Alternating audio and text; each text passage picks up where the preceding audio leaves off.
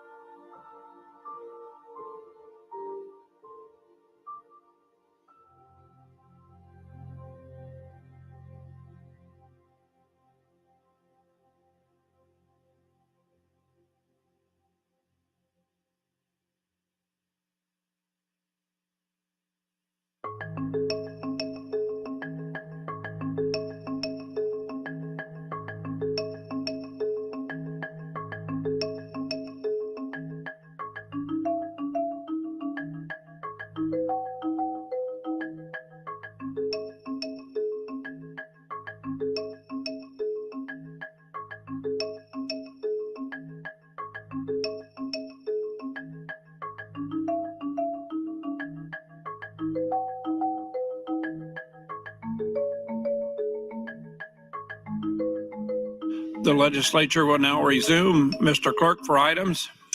Thank you, Mr. President. Amendment to be printed from Senator Holdcroft to LB 876. And your Committee on Enrollment and Review reports Legislative Resolution 1188 and finds the same placed on final reading. That's all I have at this time. Returning to the queue, Senator Von Gilren, you're recognized to speak. Thank you, Mr. President. I'll speak slowly as people are trickling back in tonight, but Senator McKinney, I got a couple of questions for you here in just a second, but I just wanted to say that I've come to rely on the committee statements as this session has gone on, and it's a good way to it's kind of a good roadmap to figure out how bills get started and where they've gone and how they've evolved into where they are today. I'm looking at this committee statement and I'm frankly kind of lost. I see the original bill. I see what it was originally targeted towards, which is what generated my attention, being in the building industry and wanting to make sure that the codes are up to date. And then I saw that the amendment was posted and then tracking that. And the amendment and the new white copy bill may be terrific, but again, I'm trying to track it through the committee statement. So Senator McKinney, would you yield to a question or two, please? Senator McKinney, will you yield to a question? Yes. So AM 2105, was that previously another bill? Because the committee statement doesn't state that, if it was. That was an amendment to the bill. So it was not a bill, a separate bill previously that was amended into 164? No, it was a white copy amendment to the Okay. bill that we had a hearing for. You did have a hearing for it.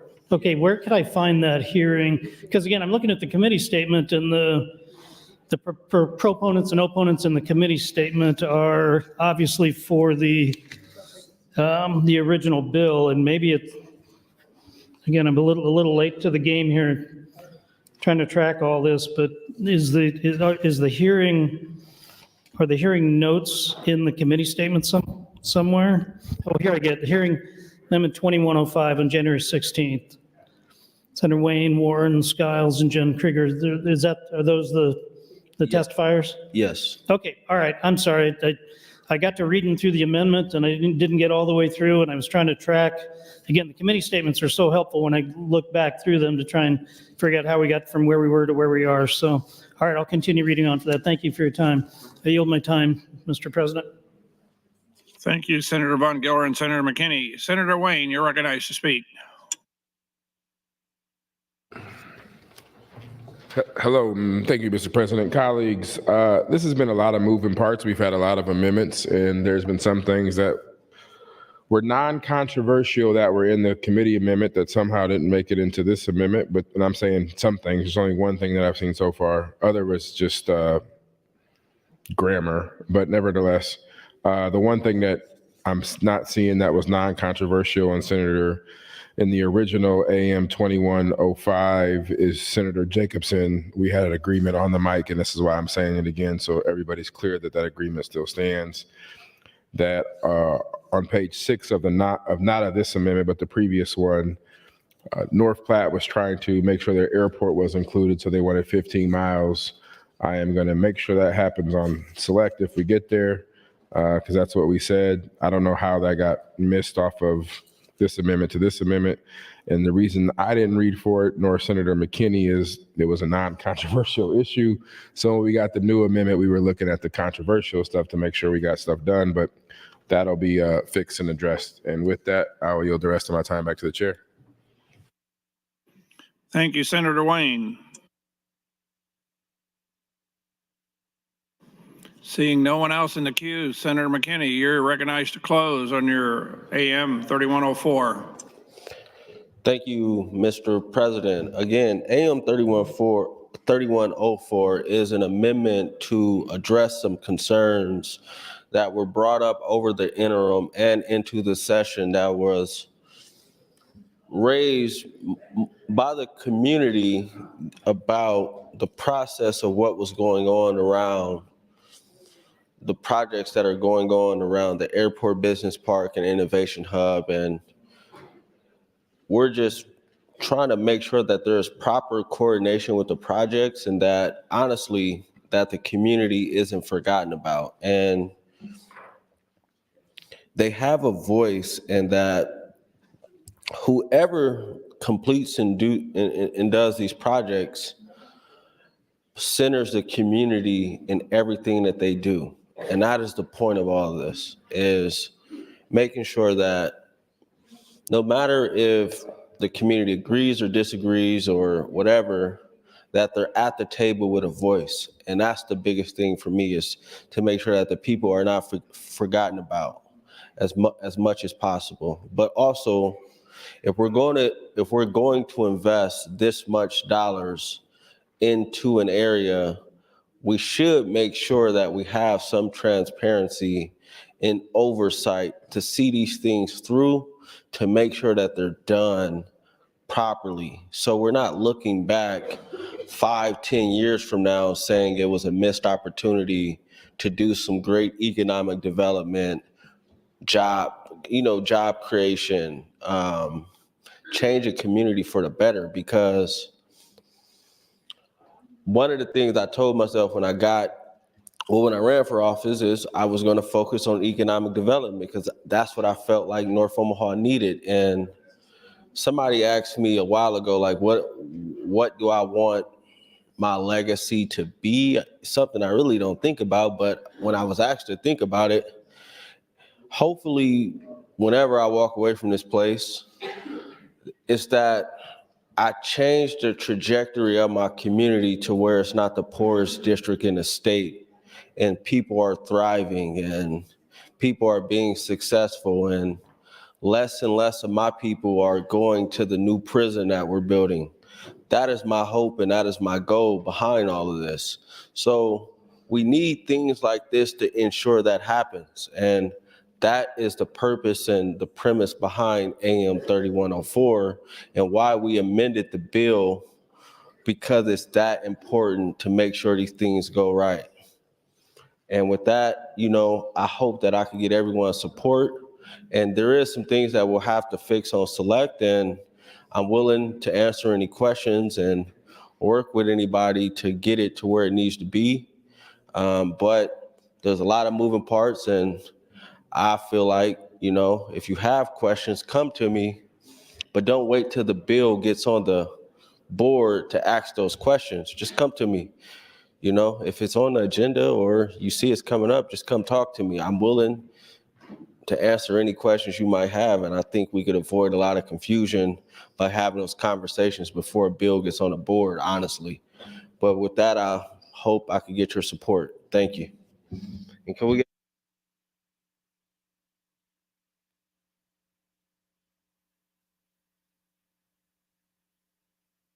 There's been a request to place the House under call. The question is, shall the House go under call? All those in favor vote aye. All those opposed vote nay.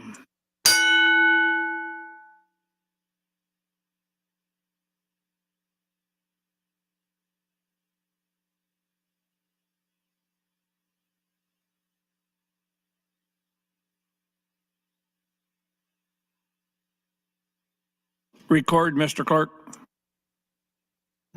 17 ayes, 1 nay to go under call. The House is under call. Senators, please record your presence. Those unexcused senators outside the chamber, please return to the chamber and record your presence. All unauthorized personnel, please leave the floor. The House is under call.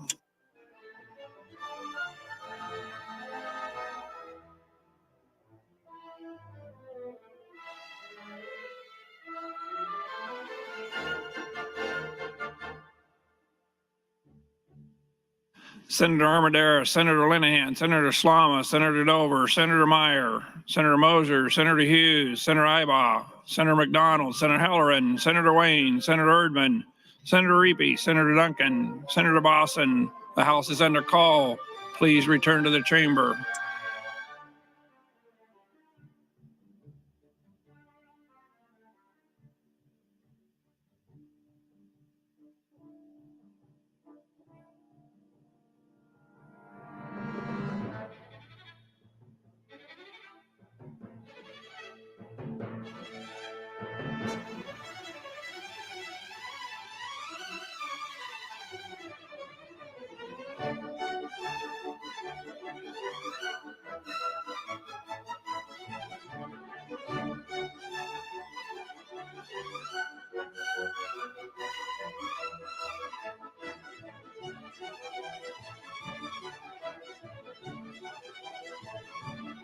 Senator Armendariz, Senator Meyer, Senator McDonald, Senator Ibaugh, Senator Moser, Senator Reapy, Senator Bosson. The House is under call. Please return to the chamber.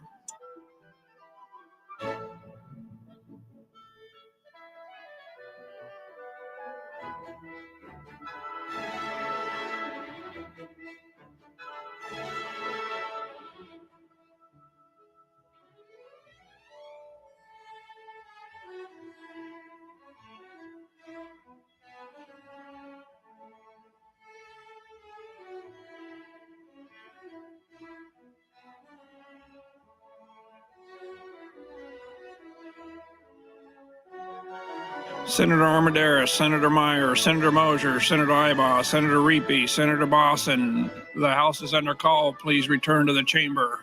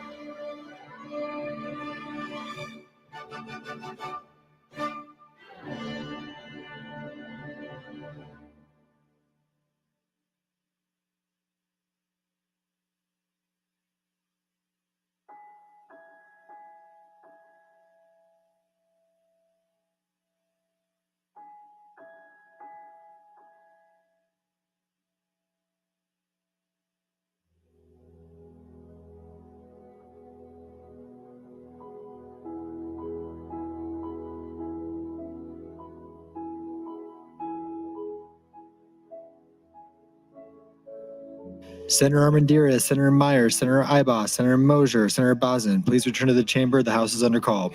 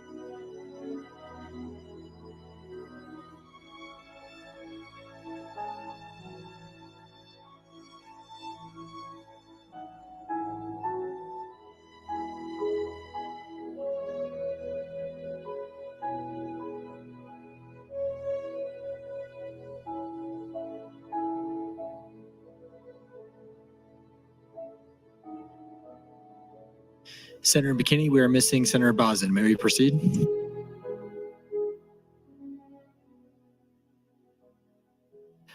Senator McKinney has allowed us to proceed. Yep. The question before the body is AM 3104. All those in favor vote aye. All those opposed vote nay.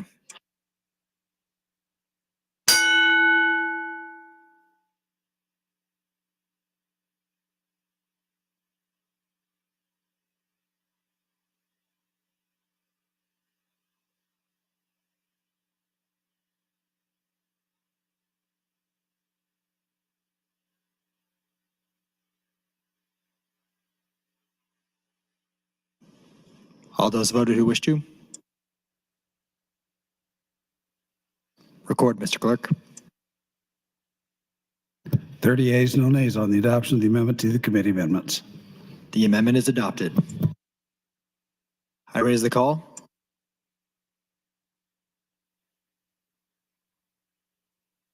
Mr. President, I have nothing further to the committee amendments. Seeing nothing further on the bill, Senator McKinney, you are welcome to close on the committee amendment. He waives.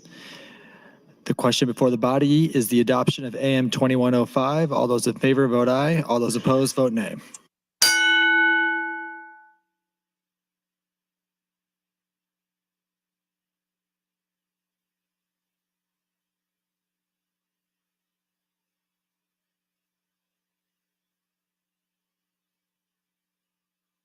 Mr. Clerk, please record. 32 yeas, no nays on the adoption of committee amendments. The amendment is adopted. Mr. Clerk. Mr. President, the next amendment I have is from Senator McKinney, AM 2075. But Senator, I have a note you wish to withdraw this one. So ordered. In that case, I have nothing further pending on the bill. Seeing no one in the queue, Senator McKinney, you are recognized to close. He waives closing. The question before the body is the advancement of LB 164. All those in favor vote aye. All those opposed vote nay.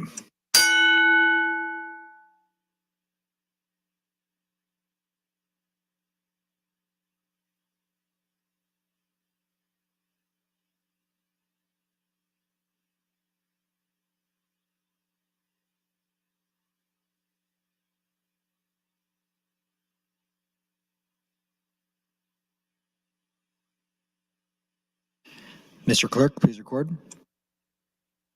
31 yeas, no nays on the motion to advance the bill. It advances. Mr. Clerk, next item.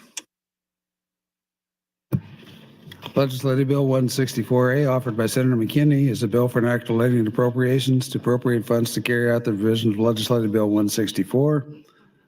Bill was introduced on March 25th of this year and referred directly to general file. Senator McKinney, you're welcome to open on the bill. Thank you, Mr. President. This is the A bill to LB 164. We still got to do some changes on select, so it will change, and I just ask for your green vote to move it forward, and we'll work through those changes from now to then. Thank you.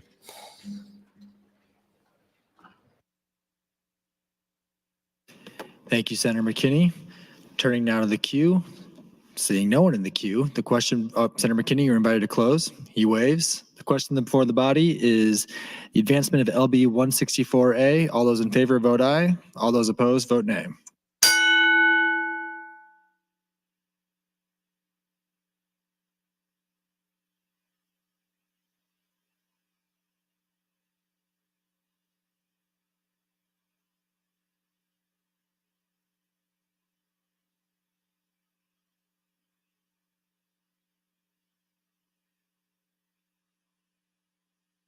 Mr. Clerk, please record. 26 ayes, no nays on the motion to advance the bill. It advances. Mr. Clerk, next item. Mr. President, next bill, Legislative Bill 1092, offered by Senator Merman. It's a bill for an act relating to civil liability to adopt the Online Age Verification Liability Act. Bill was introduced on January 9th. It was referred to the Judiciary Committee. That committee placed the bill on general file with committee amendments. Senator Merman, you are recognized to open on the bill. Thank you, Mr. President. As we begin our debate here tonight on LB 1092, I've been thinking about a point that was made during the LB 441 debate. It was said on the floor that no matter how appropriate or inappropriate the content in our schools is, as long as our kids have internet access on their phones, they're going to be exposed to even worse content. This is a fair point. There's indeed endless hours of unlimited graphic material on the internet that right now our children have unfettered access to. However, it doesn't have to be that way. This is why I have introduced LB 1092, the Online Age Verification Liability Act. LB 1092 seeks to prevent the distribution of online pornography to minors by requiring a form of age verification.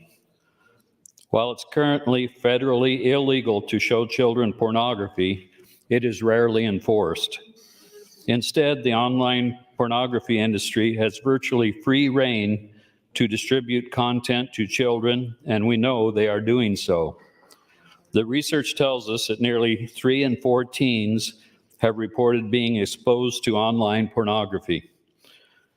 The harms children face from easy access to pornography include increased sexual aggression, anxiety, depression, interpersonal relationship problems, and dangerous sexual behaviors.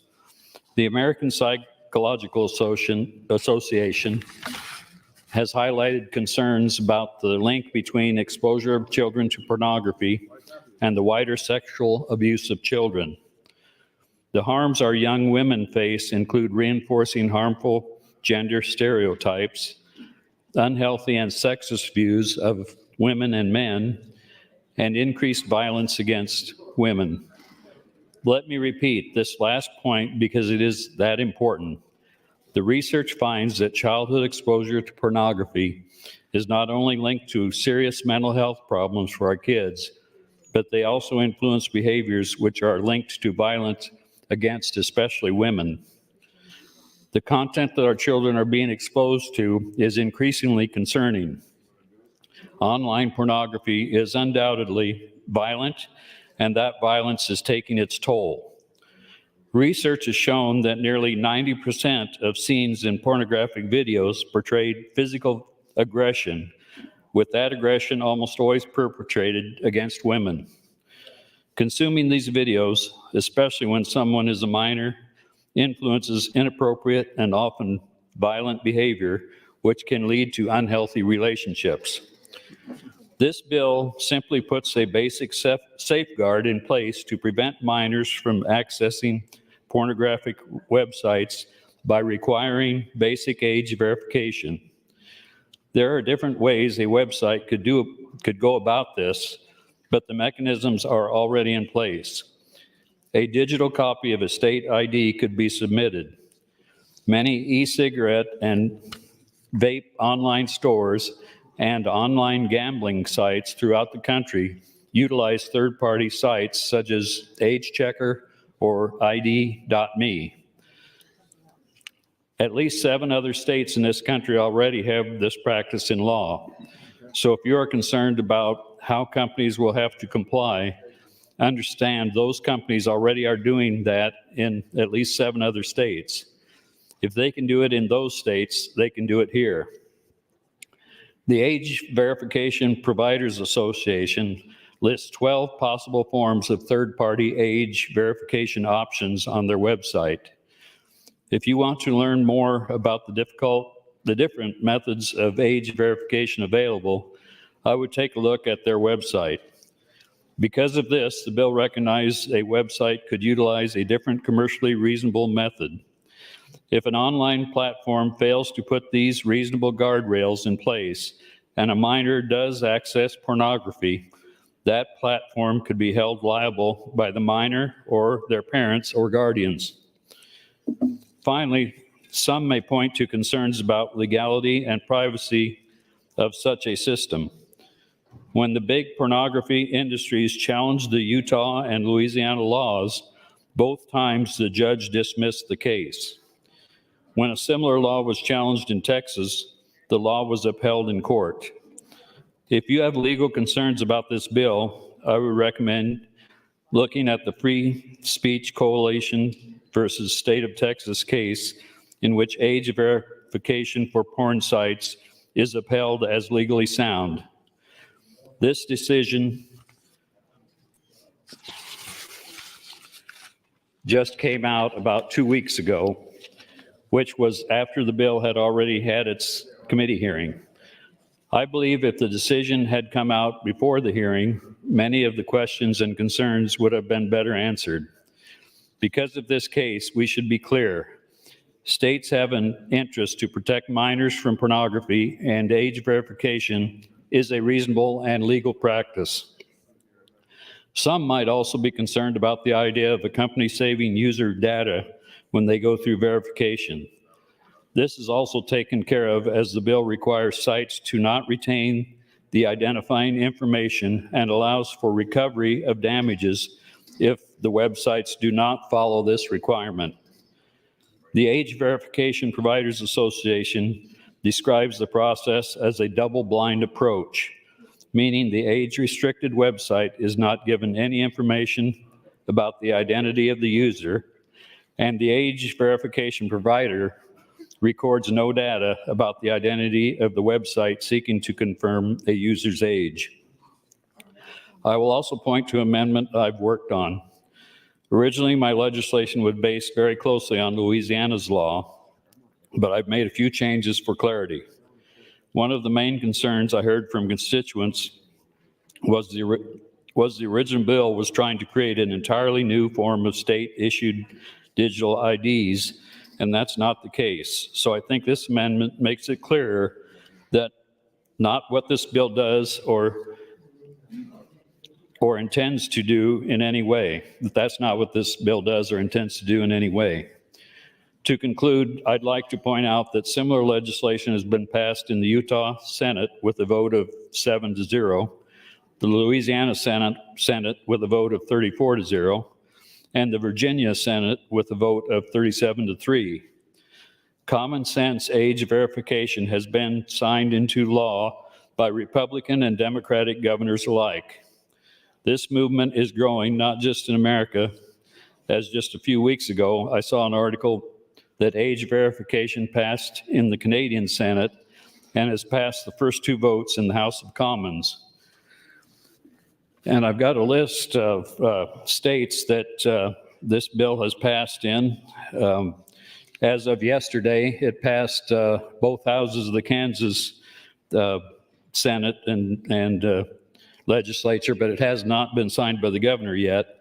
But it is law in Louisiana, Utah, Montana, Mississippi, North Carolina, Virginia, Texas, Florida, and Indiana. Politico magazine in 2023 wrote that age verification laws have become perhaps the most bipartisan policy in the country, and they are creating havoc in a porn industry that many had considered all but impossible to actually regulate. Just how popular is this bill with Nebraskans? Let me leave you with this last piece of information. LB 1092 received 228 letters in support, with only 11 in opposition. I would say that ratio is hard to argue with. Understand, colleagues, that this bill received hundreds of letters. 1 minute. And when you do the math, thank you, over 95% of those came out.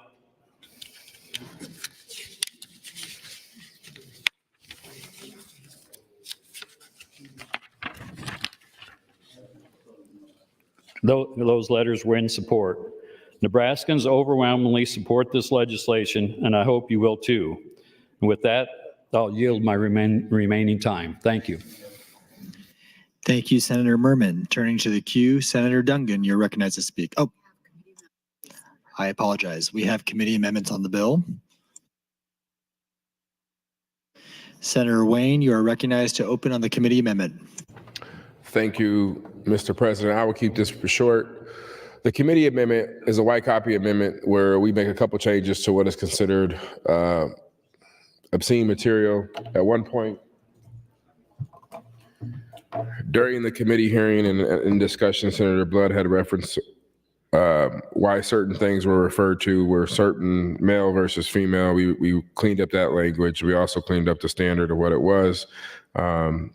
Really basic. It's a white copy amendment, but that's just because of how we had to write it. You'll hear a lot of conversation about the bill, but the bill is only 3 pages with the white copy amendment. There's also a couple additional amendments that Senator Merman has filed that has changed part of the white copy amendment that we have did. One thing we added was shall not knowingly and intentionally publish or distribute. So we just cleaned up the legalese language in it. So there's really not a whole bunch of change from the regular to the white copy amendment, other than the things that I'm sure my colleague Senator Blood will still point out, is that because there was heated debate multiple times, we actually execed on this three or four times, and it did come out of committee. So I would ask you to vote green on AM 2585. Thank you, Mr. President. Thank you, Senator Wayne.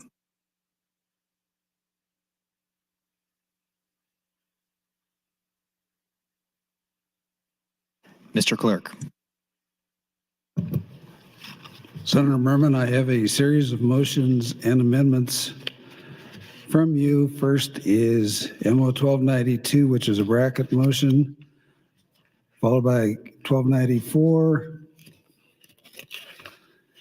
1293, FA 305, and 306. And I understand you wish to withdraw all of those.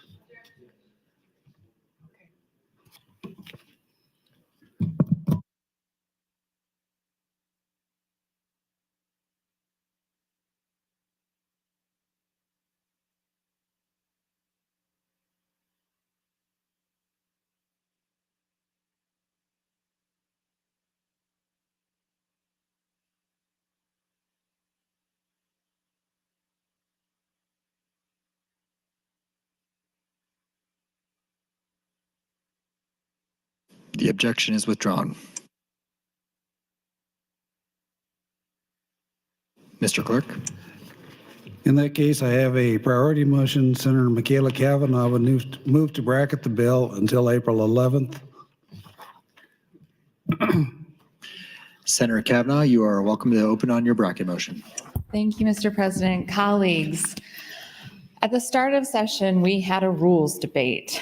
In December, we had a meeting and we talked about the rules. Well, I didn't talk about the rules. You all talked about the rules.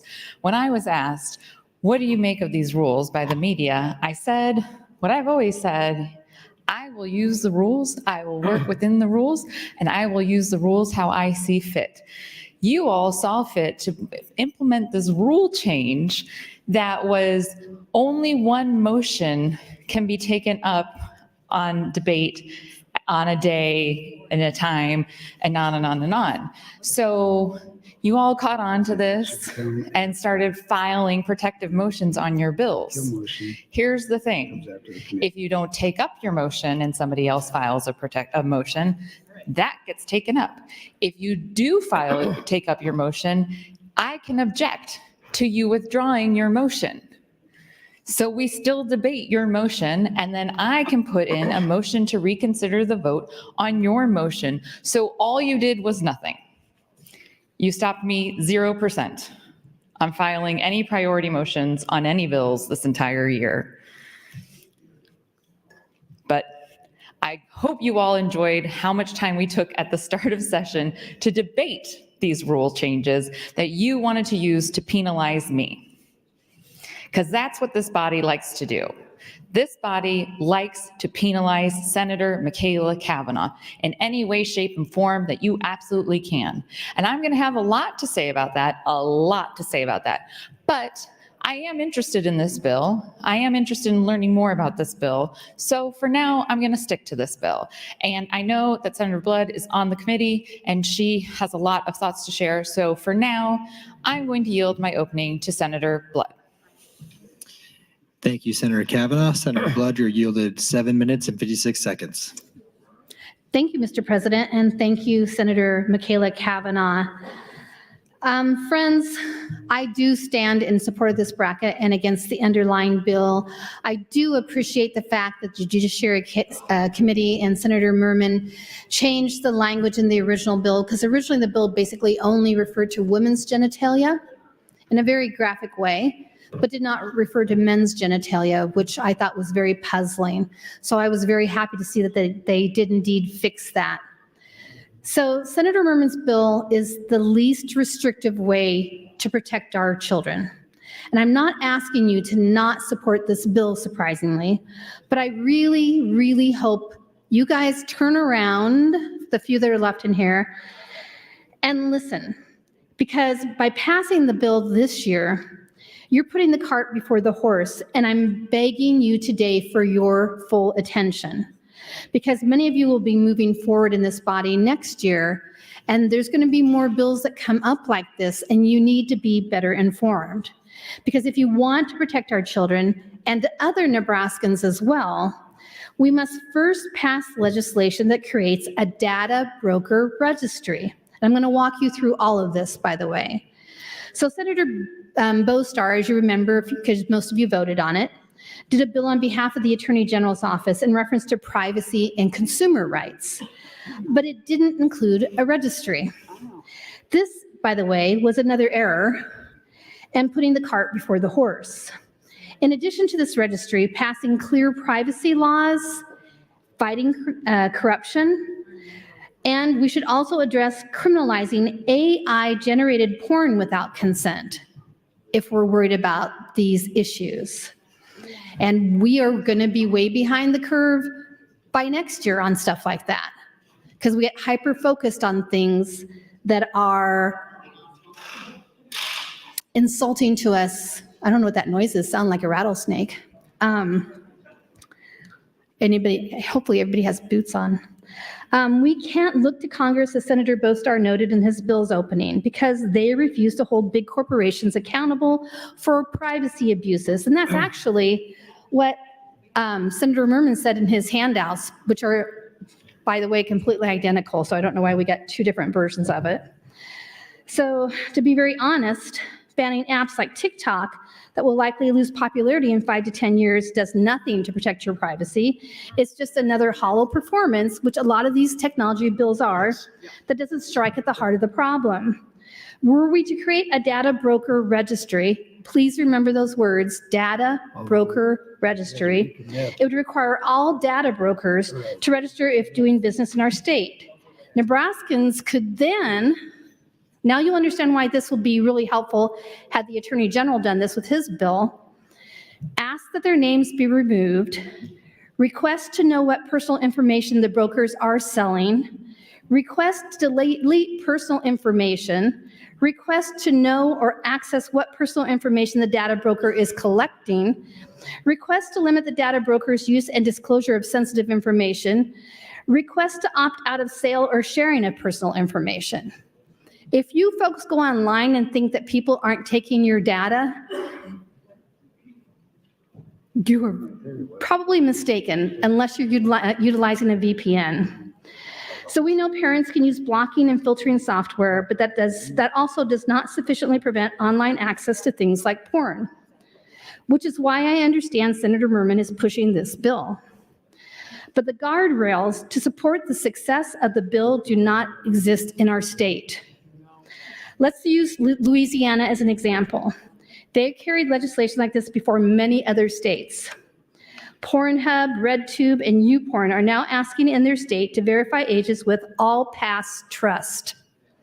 All Pass Trust is what is known as a third-party verification site that works with something called LA Wallet. In that state, it's used to get state-issued digital driver's license. You create an account with All Pass Trust, and they give you a universal login to access porn sites. So I'm sorry, did you say something? Oh, sound like you said something. So I know what some of you are saying. You're like, good, adults only, when you hear this. But there are important concerns for you to consider. The more hands a piece of information passes through, the greater risk is that it will be mishandled, shared, and leaked. All Trust passes privacy policy states, All Trust passes privacy policy, too many P's. All Trust passes their privacy policy, and it states that it does not share your personal information with third parties or allow them to access it except for third-party suppliers. So what does that mean? Because I know I'm throwing a lot of technology at you guys. What that means is that someone like a hosting provider can collect your email address and passwords that they store as a hash. Your age, status, are you married or not married? Are you gay, not gay? And technical data like your IP address. Cookie data, including items from Google Analytics, and of course, your location.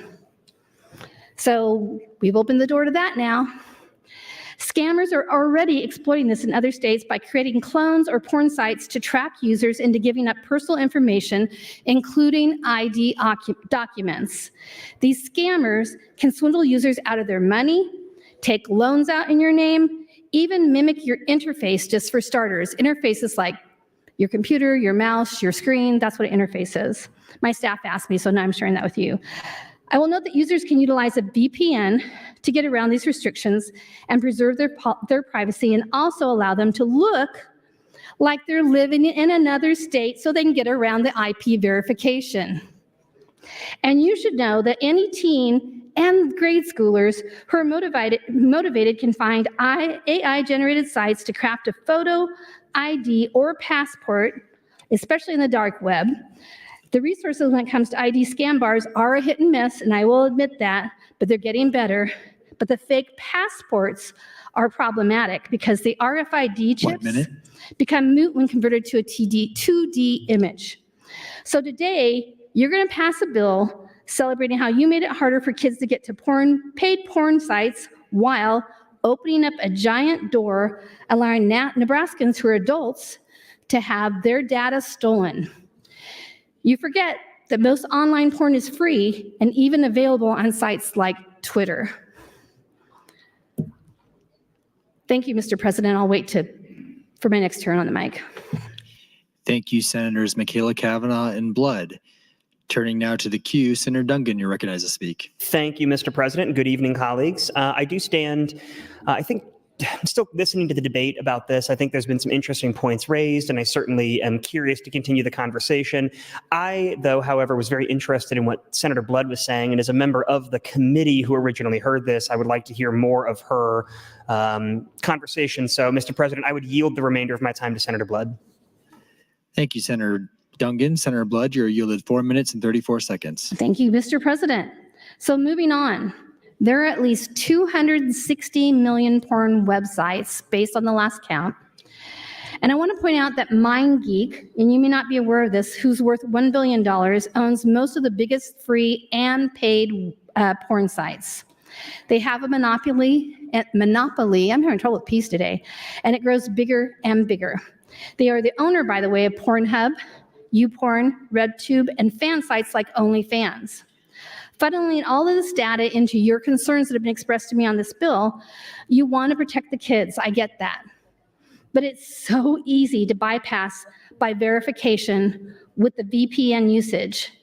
And again, VPN is so easily accessed on the internet and easy to use, so much so that a grade schooler could do it. And it's so much more important, I think, to emphasize parental responsibilities when it comes to kids and technologies, because that is a war that you can't win one bill at a time unless you start with a strong foundation like data broker registry. So I want to talk briefly on there's handouts, but they're identical. Just one has a picture and one doesn't. Where they gave us an op-ed, an opinion piece. And I noticed one of the names right away as being a person that had wrote for the Federalist Society. And then when I looked up all of the people, I realized that they had all written for the Federalist Society, saying that big tech knows that age verification is necessary, and they wanted Congress to know that. Congress is never going to do anything, by the way.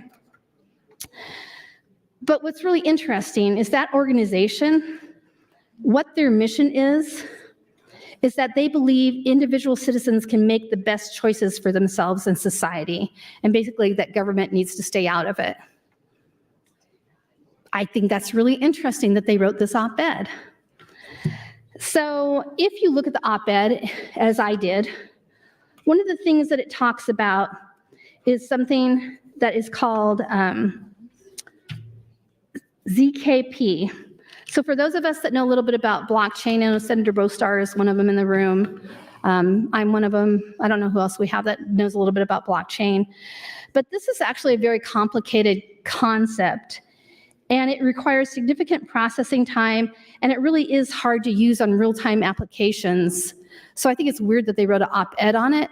To me, it showed kind of we're going to tell you something you don't know and use big words, but we don't necessarily understand it. Some are professors, so I don't want to insult anybody, but that's how I read it.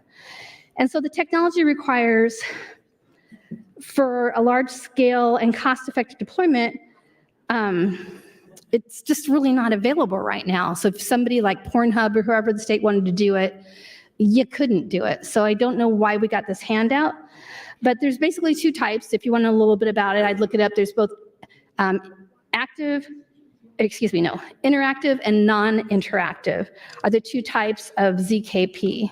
But that's a whole nother debate because I could talk about that for hours. So the other concerns that I have with the bill, thank you, Mr. President, is that the age of sexual consent in Nebraska is 16. Now, I don't personally think that that's good policy, but it's not against the law for a 16 or 17-year-old to have sex with an adult. But this bill requires age verification for those under 18. So that would be inconsistent when it comes to our laws here in Nebraska and state statute. The age of majority in Nebraska is 19, so why is the bill 18? So I'm confused by that as well. And I'm not sure how we justify mixing up what's already in state statute because we believe that children of a certain age should cater to what we'd like to do in this bill. With that, I will wait for my next time on the mic. Thank you, Mr. President. Thank you, Senator Blood, and you are next in the queue.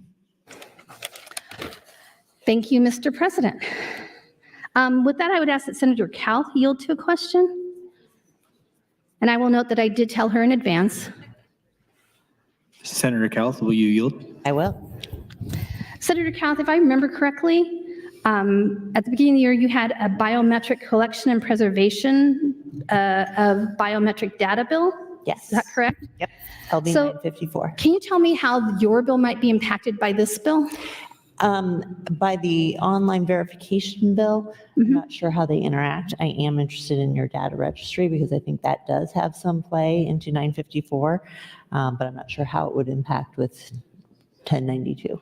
I have to be honest, I just went by memory of the title and I haven't read the bill. So what I would ask, but the title is pretty self-explanatory. What I would ask you, I will read it, I promise. What I have to ask you is that, isn't the goal to make sure that Nebraskans aren't victim to people stealing their data? Correct.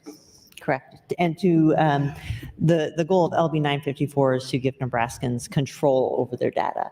To say, if you want to sell your data, great, but you have to have full informed consent, which means they say, here's what we want to do with it. Here's how long we're going to keep it. Yes or no, you approve or disapprove of that. LB 954 makes sure that you can't have things implanted in you, that you can't be forced to do things. I'm sorry, did you say implanted in you? Yes. The scary thing is there are some companies that are using little RFID chips for passports or for access into buildings. I mean, the technology is possible.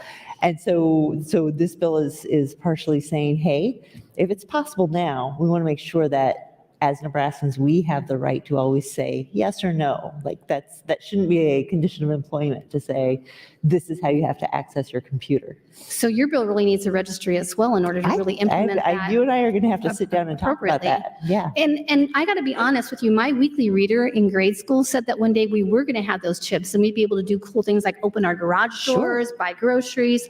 So I don't know if I'm against those chips in your hand, but I'm not necessarily against them if you choose to, but I don't want either a business or a government entity or someone to say, you have to do this if you want this service. We have phones that you give your facial biometric data to access your phone. You shouldn't have to do that. So there's a lot of it in this bill. Did you know that your face is actually more accurate than a fingerprint? Yes, I did. So we must educate everybody while we're on the mics tonight.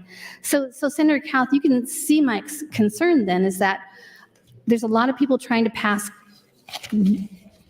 not bad bills, but bills that maybe would do better if we had a strong foundation first. It's like we're putting the cart before the horse. So I agree that there are things that will help make it better, but I disagree with the fact that we should wait until it's perfect, because I see this bill, 1092, as being, it's a first step. And yes, people can get VPNs, they can take those extra steps, but if we make it a little bit more difficult, and the scary thing is, as you pointed out, kids are pretty tech savvy, so they may be well ahead of us. So I do support this bill. I think doing a little bit is a good idea, but I think making it stronger with the data registry broker is really intriguing. All right, that's fair. Thank you, Senator Kauth. So I'm going to agree to disagree on the last statement. We don't wait until it's perfect. We wait until it's right. Because by implementing things that aren't perfect or done correctly, we open the doors to victimize adults who will be forced to utilize this system. And I have more things that we're going to talk on tonight because I really want people to have a really good grasp, because when I'm gone from this body, if you keep passing these technology bills and you don't have a strong foundation, you are opening up others to the very thing you're trying to protect children from. If we are worried about sex trafficking and grooming, we should be worried about this bill and making sure that's right before we implement it. Thank you, Mr. President. Thank you, Senator Blood. Senator John Kavanaugh, you're recognized to speak. Thank you, Mr. President. Well, I honestly don't know where I'm at on this bill. I would say I think that Senator Merman's well-intentioned, but I really am appreciating the conversation from Senator Blood, and I really thought the conversation between Senator Blood and Senator Kauth was very interesting. And I told Senator Blood I'd yield her my time if she wants it, but if she wants a break, I can talk for a little bit. You don't want it, or you do want it? Okay, I will yield my time to Senator Blood. Senator Blood, you're yielded 4 minutes and 30 seconds. Thank you, Mr. President, and thank you, Senator Kavanaugh. If you look on your desks and you haven't put it in the recycling bin already, you'll notice an article that I shared that actually came from CNN, March 15th, 2024. And it says searches for VPN spike in Texas after Pornhub pulls out of the state. Now, why do you think that is? Well, we just talked about how people utilize VPNs to get around the age verification. Now, I know what's going to happen after I sit down and Senator Merman gets to talk, or someone speaks on behalf of this bill. We're going to hear something like, but you know, doing something is better than doing nothing. Well, no, that's not right. Doing something that doesn't have a strong foundation that protects the consumers that are not children is not correct, is not right, is not good policy. And I said this several times in the hearing, and not in the hearing, excuse me, in exec, that this bill was not ready for prime time. I wasn't trying to be mean to Senator Merman. I wasn't trying to sink his bill, but when he wanted his bill out of committee, out of everybody in the committee, there was one senator he did not talk to, and that was me. So it didn't feel like he was interested in making a better bill. It just felt like he was interested in getting his bill out and pushing it forward. And this is, again, a time that I disagree with Senator Kauth, is that doing something wrong is not doing something, it's still doing something wrong. The Attorney General should have done his research better. Instead of having Senator Bostar push that through, he should have had Senator Bostar push through the broker registry directory, because that's consumer protection, not some random list of what consumer protections he can do. And I really am concerned that we don't have a technology committee, although I've talked about it, I think, since my very first year. You really should have a technology committee, because we keep having these bills where there's not a good comprehension of how technology works. And the people that bring us these bills fool many of our senators into believing that they're safe. I still remember during the hearing where they're like, well, the ID verification is really quick and then it magically goes away. But if you can prove that a kid got pornography, you can take them to court. Well, if it magically goes away and no one's saving your data, how do you magically know how to take them to court? Senator Boslin questioned that. I questioned that. I don't remember any other senators, but I'm sure at least another third or fourth did as well.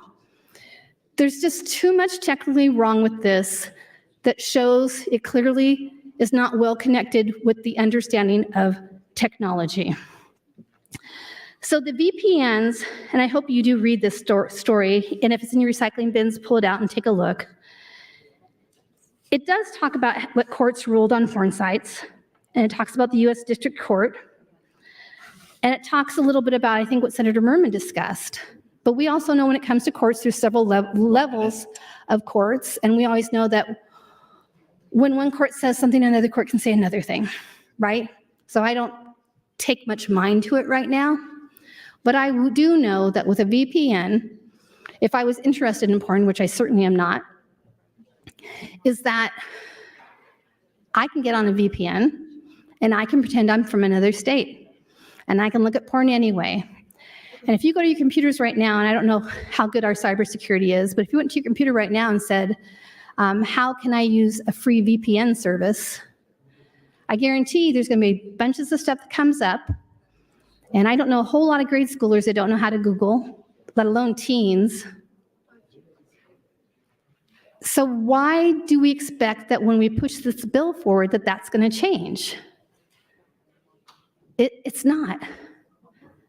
But my biggest concern, again, is that... That's your time, Senator. Thank you, Mr. President. Thank you, Senator Blood. Senator Michaela Cavanaugh, you're welcome to speak. Thank you, Mr. President. Would Senator Merman yield to a question? Senator Merman, will you yield?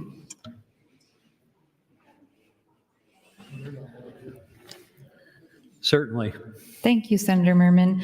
I'm reading over AM 2585, which I believe is the white copy amendment to the bill. And I have a few questions on page 2, starting on lines 4. A newspaper, news publication, or news source printed on or an online or mobile platform. So those are considered news gathering organizations. So, but some things would fall under that category that would have very clearly porn, such as social media platforms that are used for news correspondence. So how is that going to work? How is Twitter or X or whatever it's called, how is that going to be monitored with this bill when it is a news platform, but also a place that people can access pornography? Yes, those are exemptions that the bill does not address, actually exempts those So it would things that you exempt, just so said. it would exempt X / Yes. Twitter. Yes. And why are we exempting that if that's easily accessible for youth? Well, the reason we exempt social media is just because we can't cover everything. So this bill is just covering websites that deal in pornography. So the platforms that are dealing directly in pornography, like I think Pornhub is one that I believe currently has an age verification process. Is that correct? I don't know about that, but this bill only uses independent age verifiers. What does that mean? It's like a double-blind platform. So if you trying to access porn and you show your ID to show that you're over 18, the website that you're trying to access does not receive any of that information, and the independent verifier does not keep the information at all. So, And they don't even know why you are trying to verify your age. so then how will we keep track of whether or not these sites are verifying age or not? We don't keep track of that. So is there any enforcement mechanism on this? Yes, you What can is- take a civil action if a underage minor does access the website. A civil action could be taken. By who? And if your ID is kept or compromised, you can also take civil action. Who can take a civil action if a minor accesses porn? Either that minor or the parents. And how can the company that this platform that they got access to, if they aren't allowed to have any proof of the verification, how can they defend themselves in court against the civil action if there was no proof that the verification took place? 1 minute. Well, the proof would be if the minor did get access to the website without, if the website allowed the minor access without But if any kind of verification. If the minor went through the verification and somehow tricked the verification platform into thinking they were 18 or older, used their parents' ID, something, and they got access to the website, and then they told their parents, oh, they didn't check my ID, and then the parents sue, and the platform has no way to verify, no, their ID was checked. So Yeah. how can the company then defend itself against that lawsuit? Well, if the minor used a fake ID, the parents would not have a case. But there's no proof. There's no evidence if none of this information is kept. Sure. Well, That's we your want time, Senator. the most important thing Thank you, is protect. Senator Merman. Thank you, Senators Kavanaugh and Senator Merman. Senator Hughes, you're recognized to speak. Thank you, Mr. President. I rise today in support of LB 1092 and the Amendment 2585. I would like to thank Senator Merman for bringing this. I'm glad Senator Merman brought this bill. I think we're having some very good conversations this evening in here on this topic. And there is no perfect solution to try to address our children being able to access what is all available to them online. I think we do have a role here to play, and the legislature has a responsibility to make sure, to the best of our ability, that businesses operating in our state or on our soil or on our internet have safeguards to protect our kids. The duty is to protect these kids. LB 1092 does require websites to use a third-party age verifier and also requires that information not be stored. And I think if you're worried about the safety of your information, then don't visit these websites in the first place. They are likely sharing your information without your consent as is. So I urge your support of this, and let's get Nebraska one step closer to protecting our kids. Thank you, Mr. President. Thank you, Senator Hughes. Senator Day, you are recognized to speak. Hey, Jeff.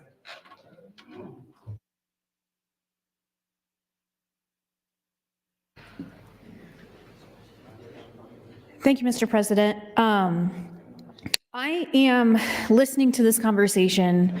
I believe that this bill, the premise of the bill, I agree with.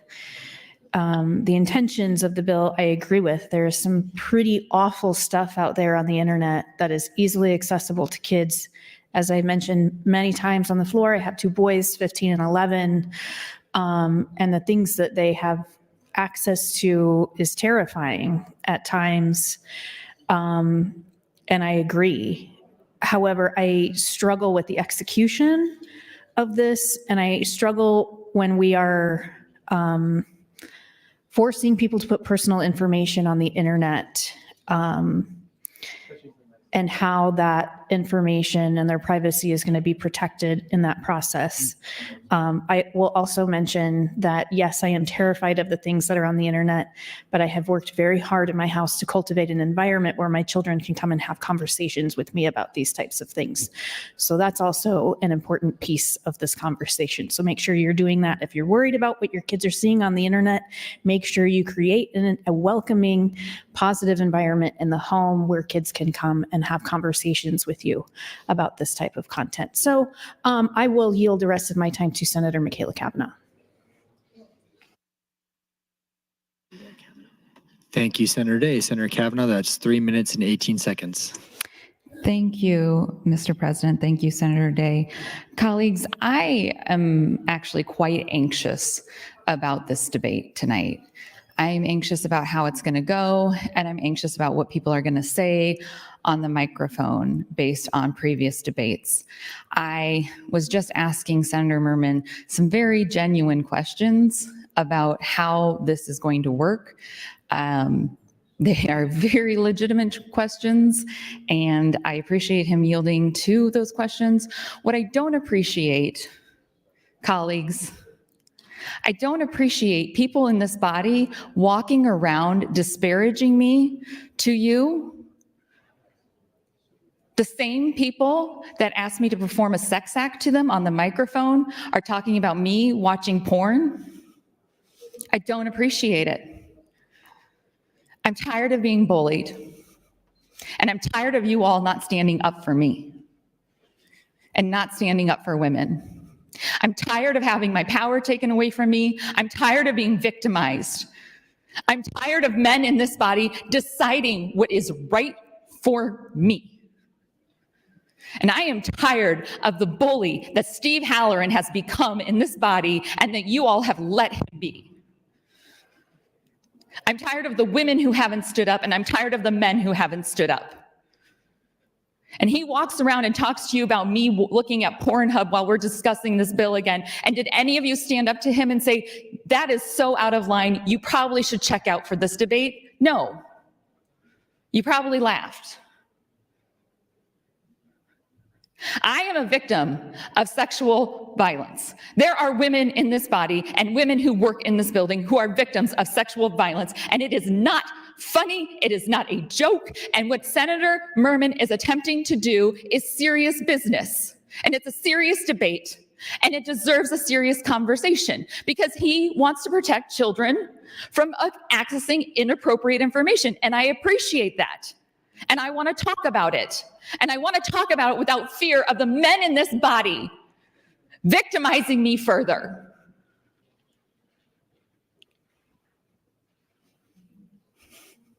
I yield my time. Thank you, Senators Day and Senator Kavanaugh. Senator Merman, you're recognized to speak. Thank you, Mr. President. I just wanted to try and answer some of the things that have come up. Senator Day mentioned that she does her best as a parent, and I really appreciate that, to communicate with her teenagers and prevent them from, or at least do everything she can to prevent them from accessing porn on the internet. And that, of course, is the ideal way to protect your kids, is to have a relationship with them. And, you know, they are going to make mistakes, but be as supportive of them and at the same time be firm and let them know exactly what you believe. And hopefully they will, especially as they grow older, realize that you are doing your best to raise them in the way that you best could.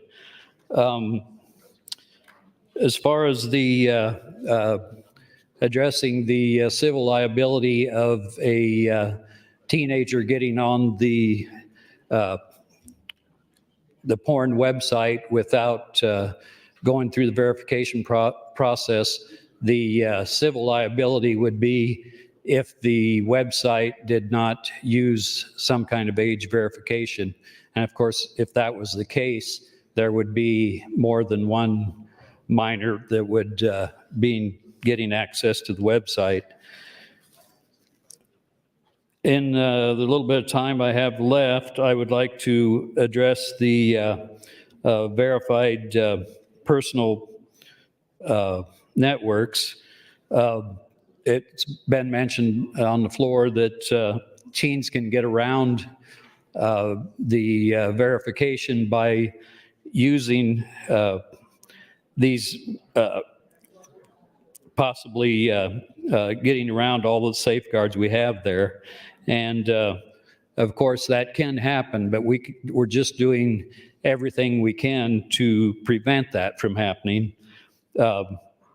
As I mentioned in my open, 58% of the individuals exposed to pornography got on the porn site unintentionally.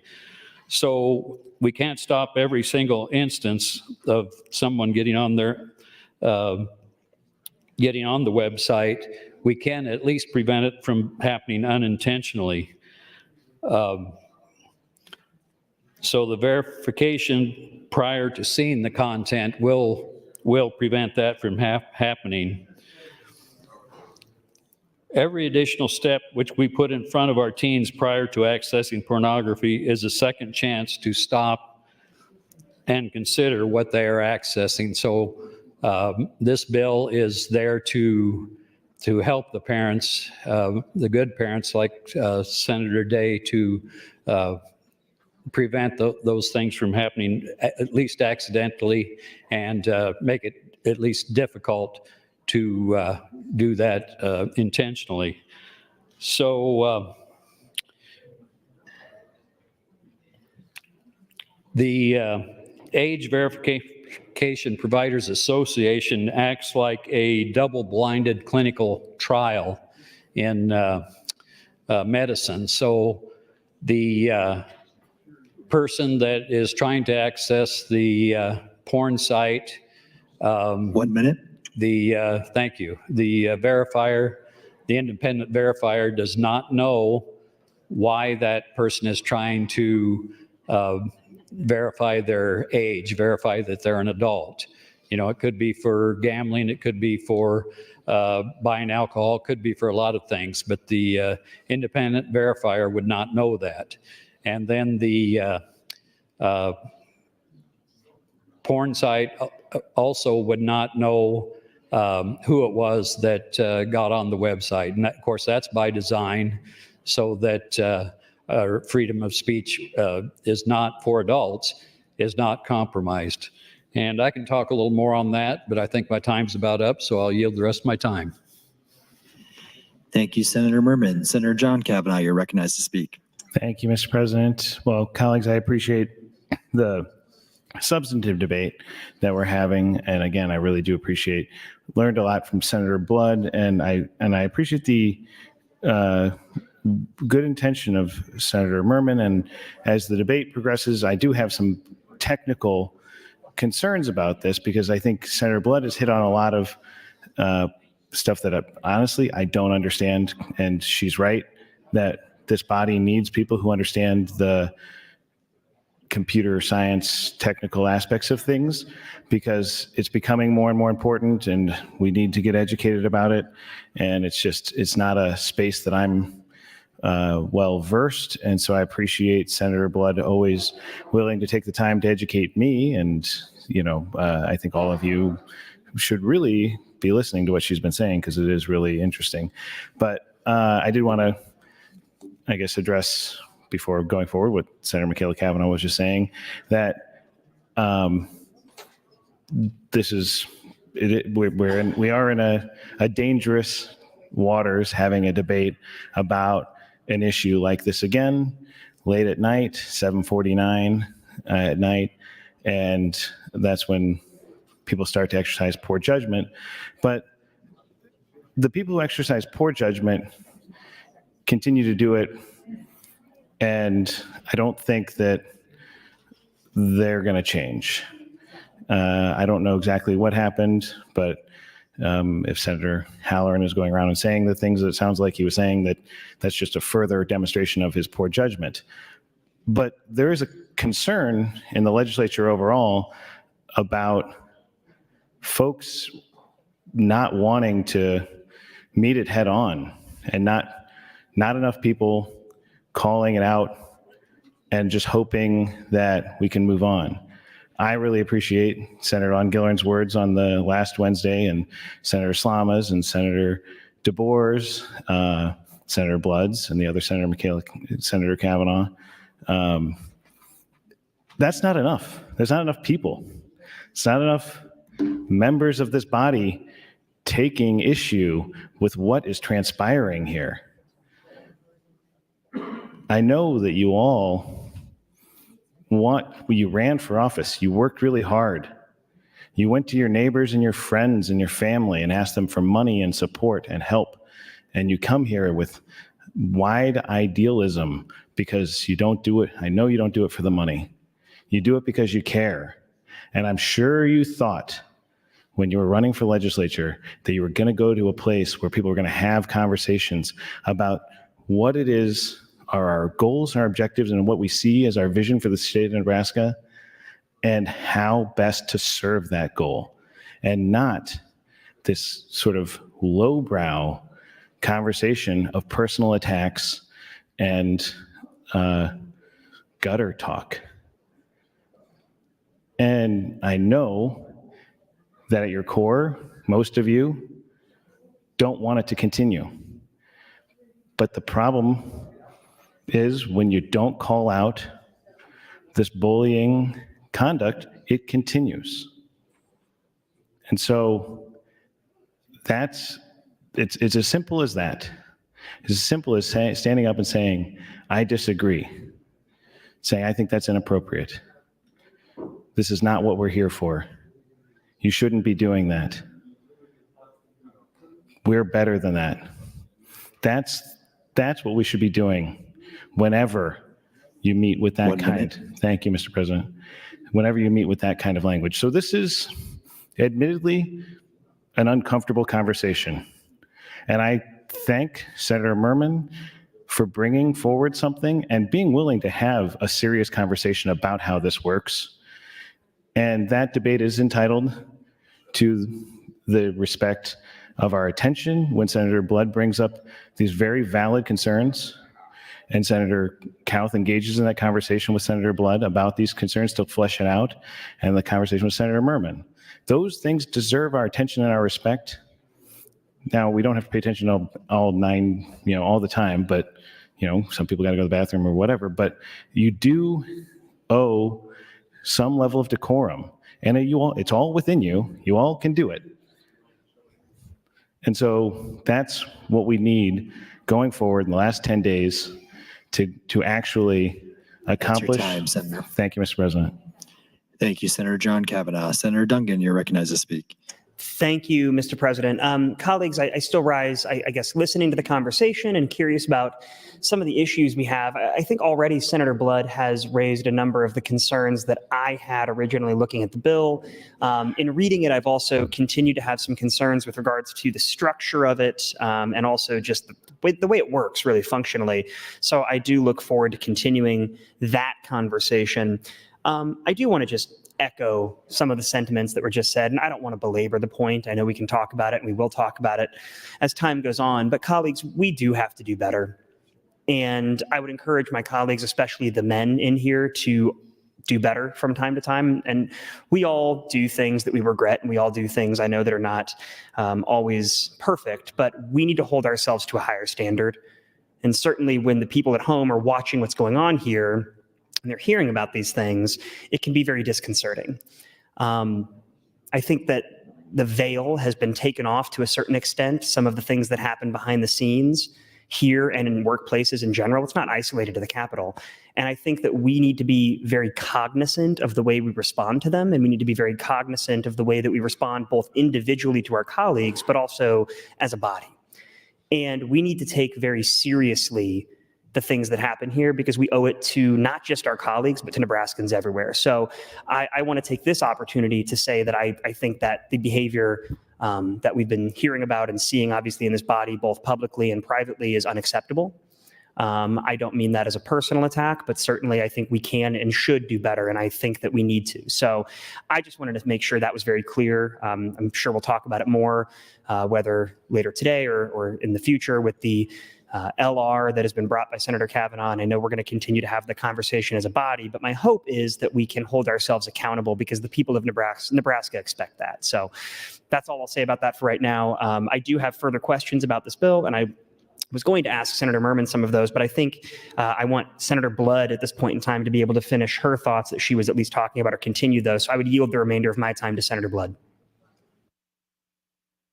Senator Blood, that's 2 minutes and 43 seconds. Thank you, Mr. President, and thank you, Senator Duncan. Friends, you heard me talk about how I think this bill isn't ready for prime time, and I want to address that a little bit. Let's talk about the functionality of the bill.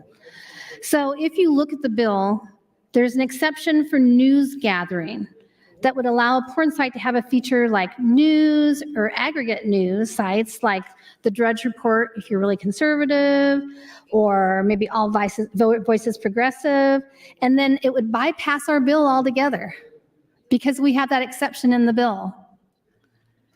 I'm not a lawyer. I consider myself smart, but if a 63-year-old grandma can figure that out, I guarantee Pornhub and their well-paid lawyers are going to figure this out. So it does too much and not enough at the same time. So I had someone tell me earlier, and I thought it was a really good example. It's like page 3 of the girls in the British tabloids. And I don't know if you know this, but like it'd be a really legit news source. But then you go to page 3 and there'd be topless women with alleged stories around those topless women. And they got away with it because they were legitimate news. This is exactly what we're doing with this bill. So again, when you say we have to do something, well, again, are we doing something and nothing at the same time? That's exactly what we're doing. We created a loophole that any semi-literate person could figure out. So I respect what Senator Hughes said in reference to they shouldn't be on there anyway. 1 minute. But the thing that I've noticed in Nebraska, and it really started last year, is we've really become a nanny state. It's really been a slippery slope, how we know better than the parents. And we know better, so much so that we're going to enforce legislation to tell you how you should raise your kids and what we think they should be able to and not be able to look at. Now, kids should not look at porn. I'm not talking about the pornography part of it. I'm talking about how we want to be everybody's parents in this state now. And as a Republican-run state, that is something I thought I would never, ever see. But maybe that's because we can't talk about property taxes anymore if we fix them. Maybe this is our next new thing, but I don't know. With that, I will wait until my next time on the mic. You are next in the queue. Thank you, Mr. President. So I agree with Senator Jenday that as parents, it is our responsibility to create an environment that allows our children to be safe and that we need to be watchful. And I said that at the beginning of the introduction, because we are the parents. You as senators, just like you're not doctors, you're not parents, except for your own family. And yes, we do pass laws, things like seat belts and speed limits for the greater good. But what we are doing is not for the greater good. It isn't about stopping every incident, is what Senator Merman said. You're right, it isn't about stopping every incident. But what you've done, Senator Merman, and again, I said from the very beginning, I know your intentions are good. And I always remind you that our farm is in your district, so you're my senator. You can't pass a bill to pass something. You have to pass a bill because it's right. And I did have Senator Walz, who is always such a compassionate person, say, what can we do to fix it? Well, that would be a data registry, but we haven't had a hearing on that. And it's really unfortunate that we didn't have a technology committee, because then we could have helped Senator Kauth, and we could have helped Senator Bostar, and we could have helped everybody else who had technology bills. And we could have got them on the right path if we had the right people on those committees, but that never happened in my time, unfortunately. So instead, I get to stand here until I lose my voice, which could be a long time, and talk to you about what's wrong with this bill and how we can make it better, but it's not ready yet. It's a bill that maybe needs to be brought back next year once we do the data registry. So even though bills like this have been enacted in other states, what we're doing is we're subjecting others who are utilizing these sites to intrusive government regulation. And again, I know, and I said this in my intro, we're going to say, well, good, they shouldn't be on there anyway. Well, that's not our choice. I think pornography is a horrible message for children, and by the way, for adults, because it's not realistic. I think it sets a bar that is unrealistic for some people, and it breaks up a lot of marriages. We worry about addictions like alcohol and drugs, but I've never heard anybody talk about pornography addiction on this floor. And that breaks up a lot of marriages. But my job is not to judge those people. My job is to craft good legislation. And this, unfortunately, has good intent, but is a bad piece of legislation because it sweeps up all Nebraskans as part of the regulation intended to protect only minors, but it insufficiently narrowly tailors and it is unconstitutional as a result. And we could talk about constitutional things all night long, but that would be more of a Dungan, John Kavanaugh thing. I don't like those conversations, but we know that it's less constitutional now because the amendment removes some of the specific language that identified what was harmful to minors. Now it's even more up to the discretion of the courts to decide what speech is and isn't protected under the First Amendment. It also removes substantial portions language, which we just talked about, which means a website posting any content the bill considers offensive to minors is subject to the law. Is that what you really want? Any language that could be considered offensive to minors is now subject to law. 1 minute. Further, evidence the law is not sufficiently narrowly tailored. Again, not ready for prime time. So not only does this amendment fail to alleviate the constitutional concerns, it also makes these concerns worse. So no offense to my committee, but I was very vocal on this bill. So I don't think anybody's surprised that I don't like any of this. So we have to not only fix the language so it's correct, but we have to protect all consumers. But if we move this bill forward, and unfortunately Senator Kauth as well, And we've already moved both stars bill, so meh. We're not doing justice to Nebraskans. I am not disagreeing with the premise of this bill. I am just disagreeing with how the bill is written. I am disagreeing with the fact that no one did their research in a way That's that your they time, understand. Senator. Thank you, Mr. President. Thank you, Senator Blood. Senator Michaela Kavanaugh, you are next in the queue, and this is your last time before your close. Thank you, Mr. President. Would Senator Merman yield to questions? I'm sorry, Senator Merman, we got cut off a little bit before, and I just wanted to go back because will Senator Merman yield? Senator Merman, will you yield? Yes. Thank you, Senator Merman. So this is, in reading this over, is kind of the crux of my concern is how this would be enforced. Because I will say, I do appreciate, so my kids are 10 and under. They have devices. We have parental controls on their devices.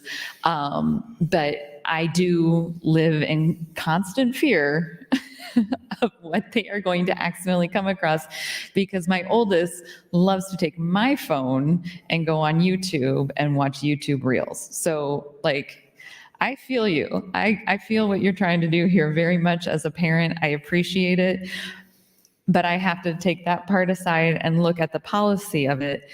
And I guess I don't understand the enforcement mechanism if the people who are collecting the age verification don't keep the data and the sites don't have access to the data.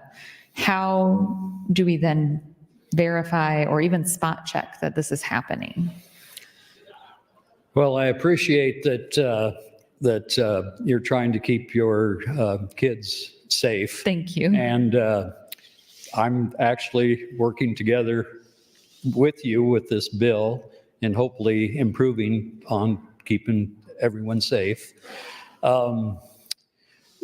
The Pornhub has actually pulled out, I think I'm correct in saying it's pulled out of 7 states now that have Yes. passed this bill. Yes. So apparently it's working. So that's why they're pulling out of those states. Well, so I think I guess I would assume, I don't know, that part of that issue is that they collect the data and they keep it. And this bill would prohibit that from happening. No, they don't keep it? Okay. Well, this bill says this bill does not allow them or the verifying agency to keep the data. Now, I'm not sure if they can keep the data, but this bill says the bill says that you can sue if they keep a the data. minor gets on there. If a minor gets on there, Yeah. you can sue. Can you sue if they keep the data? Or if, I really don't know about Okay. if they can keep the data, but this bill doesn't address that. because my other concern is uploading personal information to a third party and knowing that it's secure. And I worry about teenagers who are going to upload it, not really understanding what they're doing. And then a minor has uploaded their information. And what safeguards do we have to know that even though they will be rejected, that their information is secure? Yes, Does their that- information never goes to the porn site. Okay. But what about the site, the verification site?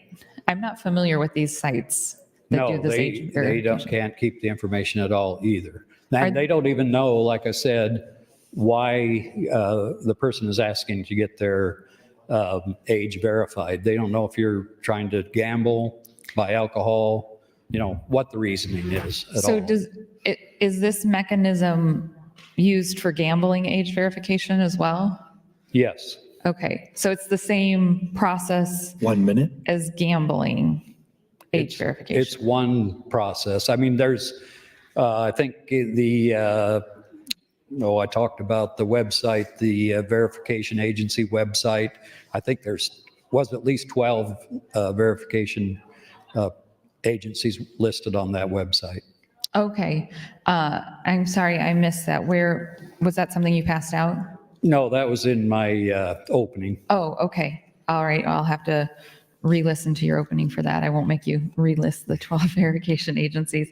I think we're about out of time. Thank you for answering my questions. Thank you. Thank you, Mr. President. Thank you, Senators Kavanaugh and Merman. Senator Walls, you're recognized to speak. Thank you, Mr. President. Very quickly, and then I'm going to yield my time to Senator Blood, but I do want to say how much I appreciate the fact that Senator Merman, Senator Kavanaugh, Senator Blood are so concerned, honestly, about protecting our children. And I sincerely hope that there's something that we can do to work together to make sure that we're doing exactly that we're able to protect our children. And with that, I will yield my time to Senator Blood. Senator Blood, that's 4 minutes and 30 seconds. Thank you, Mr. President. So we know, because Senator Merman told us, that states like Utah, Washington State, they move bills forward and now they're in the courts, which they should be. But the thing is, when you look at bills like this and their bills, is that you're not making a difference between autonomy and your First Amendment rights. I can't talk. And your First Amendment rights for the older teens and young adults who are able to use this versus young children. Another thing that makes this bill not ready for prime time. And you talk about Pornhub allegedly leaving, but I don't know if you missed this in my introduction, but Pornhub is owned by MindGeek, a $1 billion company that's actually, I believe, in England, by the way. So who'd have thunk? I would have thought it'd be like in Nevada or something. And they have a monopoly. And maybe Pornhub is gone, but I guarantee that YouPorn, RedTube, fan sites like OnlyFans are probably still there. It's a shell game. And we fall for it. We fall for it because we have a lack of knowledge of what's going on. What was really interesting after I talked about VPN and how easy it is for kids to find it is someone actually had their family search for it while I was on the mic, and they texted me, and they found 30 pages of information and how easy it could be to get a free VPN so you can get around this stuff. And then the thing that's interesting to me too is that you exclude social media, but the states that are pushing bills like this are now trying to go after social media. In fact, I think the Florida governor just passed a bill or signed a bill today in reference to that. I think 14-year-olds and under, you might want to Google that. But the thing that concerns me is that you can pass this bill, but I guarantee you teenage girls right now are getting Snapchats. And I'm going to use the anatomically correct word for it, not the slang for it that they have on Snapchat. But there's a lot of teenage girls getting unsolicited pictures of boys' penises. And sometimes men that are trying to groom them. And you're not going to be able to stop that, unfortunately. And those young women are then traumatized. And the thing that I still haven't heard a response to, Senator Merman, and perhaps you can talk about this in your closing, is that the age of sexual consent, again, in Nebraska is 16. And again, I don't personally agree with that, but I'm not going to be here next year. Maybe you guys can change that. And I don't think that's good policy, but it's not against the law for a 16 or 17-year-old to have sex with an adult, which is disgusting. This bill requests age verification for those under 18. What's wrong with this picture? The age of majority in Nebraska is 19. So why does the bill say 18? So at 16, you can have a full-blown sexual relationship with an adult, 16, 17-year-old, but you can't look at pornography. Not that you should be looking at pornography. I'm talking about the logistics of this bill. So I don't want to be misquoted. This is an uncomfortable situation, and I know I'm going to be misquoted no matter what I say tonight because there's just nasty trolls everywhere. But this bill is not ready for prime time. And we can't fix it well enough this year that we should be passing this bill. So you guys can wave your flags and say, oh, look, we saved children from pornography. Well, you didn't. And you likely didn't save them from Pornhub because there's all these other entities that are going to come in right after them. And you unknowingly have opened up the door for adults, whether you like them looking at porn or not, to have their information given to a third party who you don't know who that is because we don't have a registry. And if you find the small print on many of the contracts that you read when you enter things like that, they say no third party person, but, and you heard me say that in your That's your intro. time. Thank you, Senators Blood and Walls. Senator McKinney, you're next in the queue. Thank you, Mr. President. I'll yield my time to Senator Blood. Senator Blood, that's 4 minutes and 53 seconds. Thank you, Mr. President, and thank you, Senator McKinney. So I'm going to go back to logistics again of how we are now violating the privacy of adults. Senator Kauth's bill has, again, good intentions like Senator Merman's bill. And it talks about consent. But who are you giving consent to if you don't know who those people are that are stealing your data? And by the way, we're coming up on election season right now. Did you ever wonder how you get so many things on social media or in the mail or phone calls that pertain to your likes and dislikes? You should know that all of these major companies that help campaigns are also stealing your data. Don't be fooled that they're not. And a lot of you have paid for that data, by the way. I just don't understand how we continue to pass bills that are, I call them cause bills or hot topic bills. We don't want to be the senators that say, oh, we didn't protect the children. Oh, we didn't protect the babies, or we didn't protect those cute little puppies. And so we seem to pass all of these bills forward when they're not ready, or we choose to ignore what's wrong with them. And this is a case. And quite frankly, I think we could have resolved a lot of that had Senator Merman actually talked to me instead of going around me to the other committee members. And maybe that's because I let him know up front all my issues with the bill. And again, he did fix some of the issues with the committee amendment by changing the genitalia, which to this day I think is very bizarre that the only genitalia that was mentioned was female genitalia. Because we don't have to look at porn to know that porn isn't just naked women.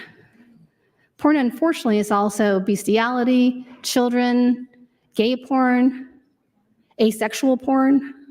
I don't know what that would look like, but there's lots of different types of porn. Everybody's got their thing. And who am I to judge as long as they're not hurting children and not hurting animals, not hurting women, not hurting their spouses or a trafficking victim? I care about those things. But I also care about the fact that you're letting people know your child's location or your location.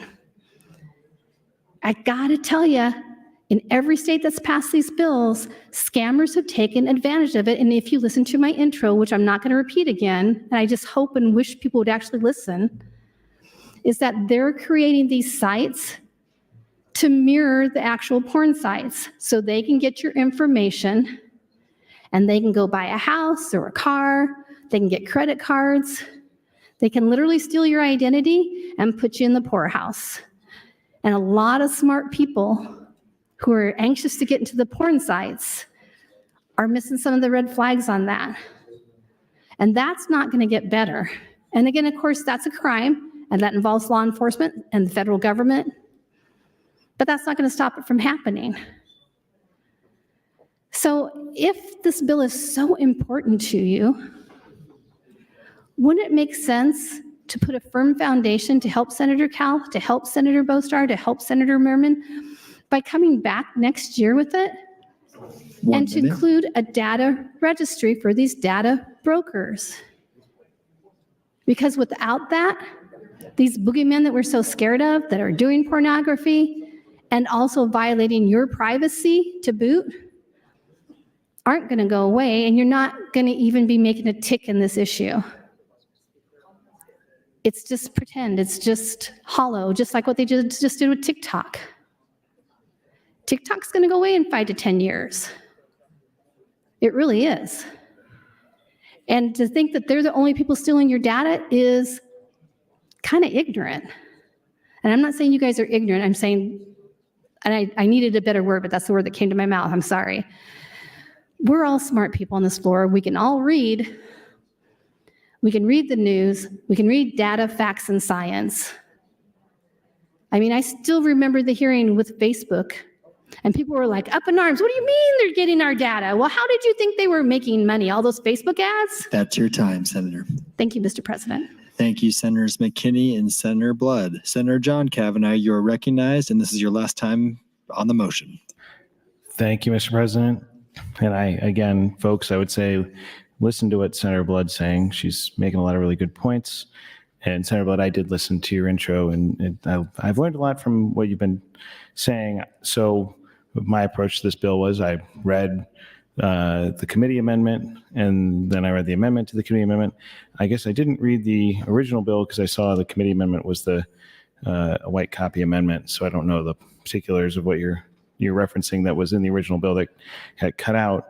But in my read of the committee amendment and then the amendment to the amendment, which is not on the board at the moment, we're still on the committee amendment, which is AM 2585.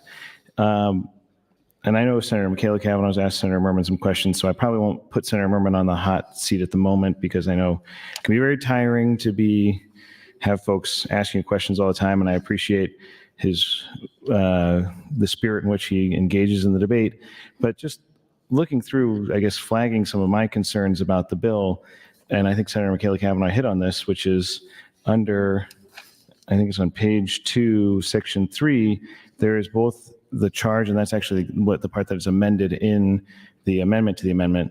There's both the charge that a commercial entity shall not knowingly or intentionally publish harmful materials harmful to minors unless the entity has reasonable age verification methods to verify the age of the individual attempting to access material. And then that's section 1, or that's subsection 1 after section 3. And then subsection 2 is a commercial entity or third party that performs an age verification required by the section shall not retain any identification information of the individual after access has been granted to the material.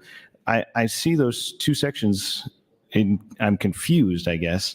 I understand why they both exist, and this is one of the problems with this bill in general. This is a very difficult idea to effectuate because Senator Merman is trying to recognize privacy concerns, which I, of course, appreciate, and he's attempting to create an age verification to protect or prevent young people from accessing these sites. But if somebody says, you let my kid on this website, and they want to sue or bring a cause of action, how is the website going to substantiate that they did actually verify the age of whoever it was who went on the site? Because they're supposed to destroy this information. And so if they destroy the information, how are they going to protect themselves? And then, so if somebody brings suit and says, you let my child on the site, and they say, no, we verified the age, look, we've got proof, are they then subject to a violation of section 3, subsection 2? So is this like the classic book, Catch-22, right? Where you, no matter which way you go, you're in trouble. That's not the specific. I know there's going to be people out there who say the Catch-22 is, the premise of Catch-22 is much more nuanced than that, but it's become in common parlance, damned if you do, damned if you don't. But anyway, so that's one of the concerns is just how does this actually work? How is somebody supposed to comply with this law? And that's a really big question with any law we're passing, is when we pass a law, it should be clear. Somebody should be able to go, oh, Nebraska just passed this. This is how we would actually comply with it. And it's possible what Senator Blood is talking about is a lot of these entities have just left states. 1 minute. Thank you, Mr. President. Have stopped operating in these states. And maybe that is the ultimate intention of Senator Merman and folks who advocate for this law, is that they're not actually interested in making a working law. They're just making a complicated system that people are going to say we can't comply with, therefore we won't participate. But then that brings that other question that Senator Blood has talked about, which is people are going to go around it in a very easily available way, which is these VPNs. And so the law doesn't serve the intention it's supposed to serve. It's overly confusing, incomprehensible, and it doesn't actually have the effect we wanted because people are still going to just go around it these other ways. So if there is a way to actually accomplish this, I'd love to hear it. Senator Blood is talking about a lot of things that we could do to actually effectuate this objective. But again, I would say I'm not smart enough to understand exactly what she's saying. But I'm listening, Senator Blood. I'm trying to learn. But That's your time. Thank you, Mr. President. Thank you, Senator John Kavanaugh. Senator Dungan, you're next in the queue, and this is your last time on the motion. Thank you, Mr. President, and good evening again, colleagues. I certainly won't try to debate with Senator John Kavanaugh what the actual plot of Catch-22 is. I think that would be me being overly pedantic, which I don't want to be today. But I do agree that there are a lot of Catch-22s contained within this bill. There's a lot of parts of it that I just found confusing as well. Even outside, though, of the actual operation of the bill, I think one of my biggest concerns and things that I've been listening to on the debate here today is exactly what others have mentioned pertaining to these third-party companies getting control of or being able to take possession of our identification and not knowing what they're doing with it. You know, one of the things that people talk about all the time, and I think a technology committee of some capacity would be able to speak to this, is what our phones or our computers or other devices are or aren't collecting at any given time. I've done the experiment before where I mention something a bunch around my phone to see whether or not it's able to pick up on that and then sends me a bunch of ads about it. And it actually has worked a couple times. So I think it's entirely possible that our phones are actively collecting information on an ongoing basis in order to target ads at us and be able to take that meta information and use it to pertain to algorithms. Certainly, I think the same things could potentially happen when providing identification to these third-party sites who, it sounds like for all intents and purposes, have very opaque agreements with regards to what they can and cannot use our information for. I'm not one of those people who's overly concerned about my information being stolen. Certainly, we all use our phones all the time for things like purchasing things on Amazon or using accounts. And I'm not a conspiracy theorist about it, but I do have concerns when we as a state start to enter into agreements with companies not full well knowing how or what they're going to use our information for.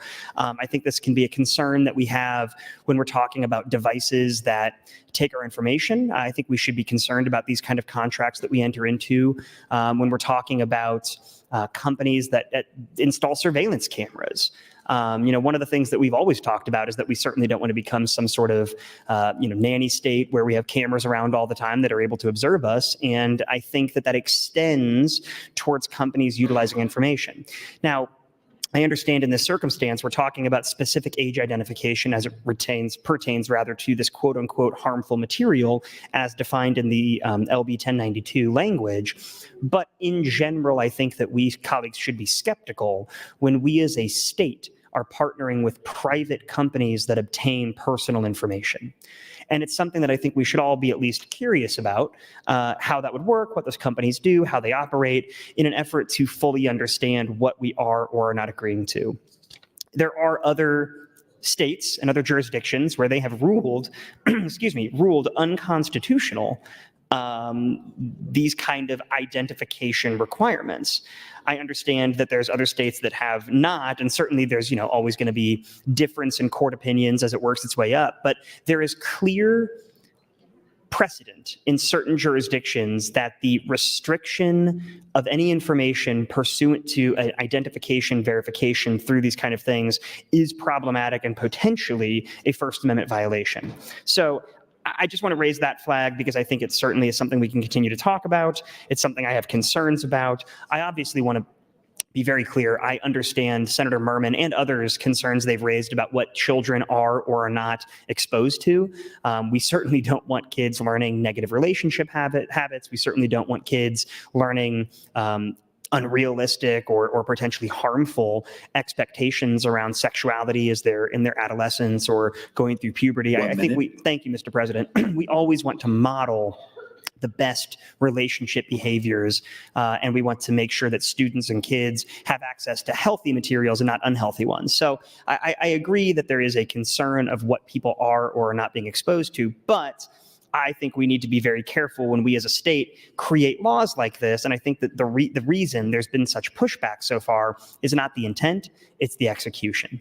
And when you're having that conversation about process versus content, it's okay to focus on the process. You can't just ignore the process because you like the content. So colleagues, I'd encourage you to remain curious. I think we're going to be talking about this a little bit further today, and I look forward to hearing more of the conversation. Thank you, Mr. President. Thank you, Senator Duncan. Senator Hunt, you're recognized to speak. Thank you, Mr. President. I was also anxious, as Senator Kavanaugh mentioned, Michaela Kavanaugh mentioned on the mic, for this debate today. This is a conversation that always goes different ways, and the way people conduct themselves in the body during these conversations is predictable and difficult because people either approach these crotch watch bills in one way or the other. Either they're very sincere, as I believe Senator Merman is, or someone like Senator Albright, or anybody introducing bills like this, really sincere about protecting children, really worried about what kids are looking at online, really think there's a legislative solution to it. And then there's, on the other hand, this set of people who regard it with kind of a prurient interest.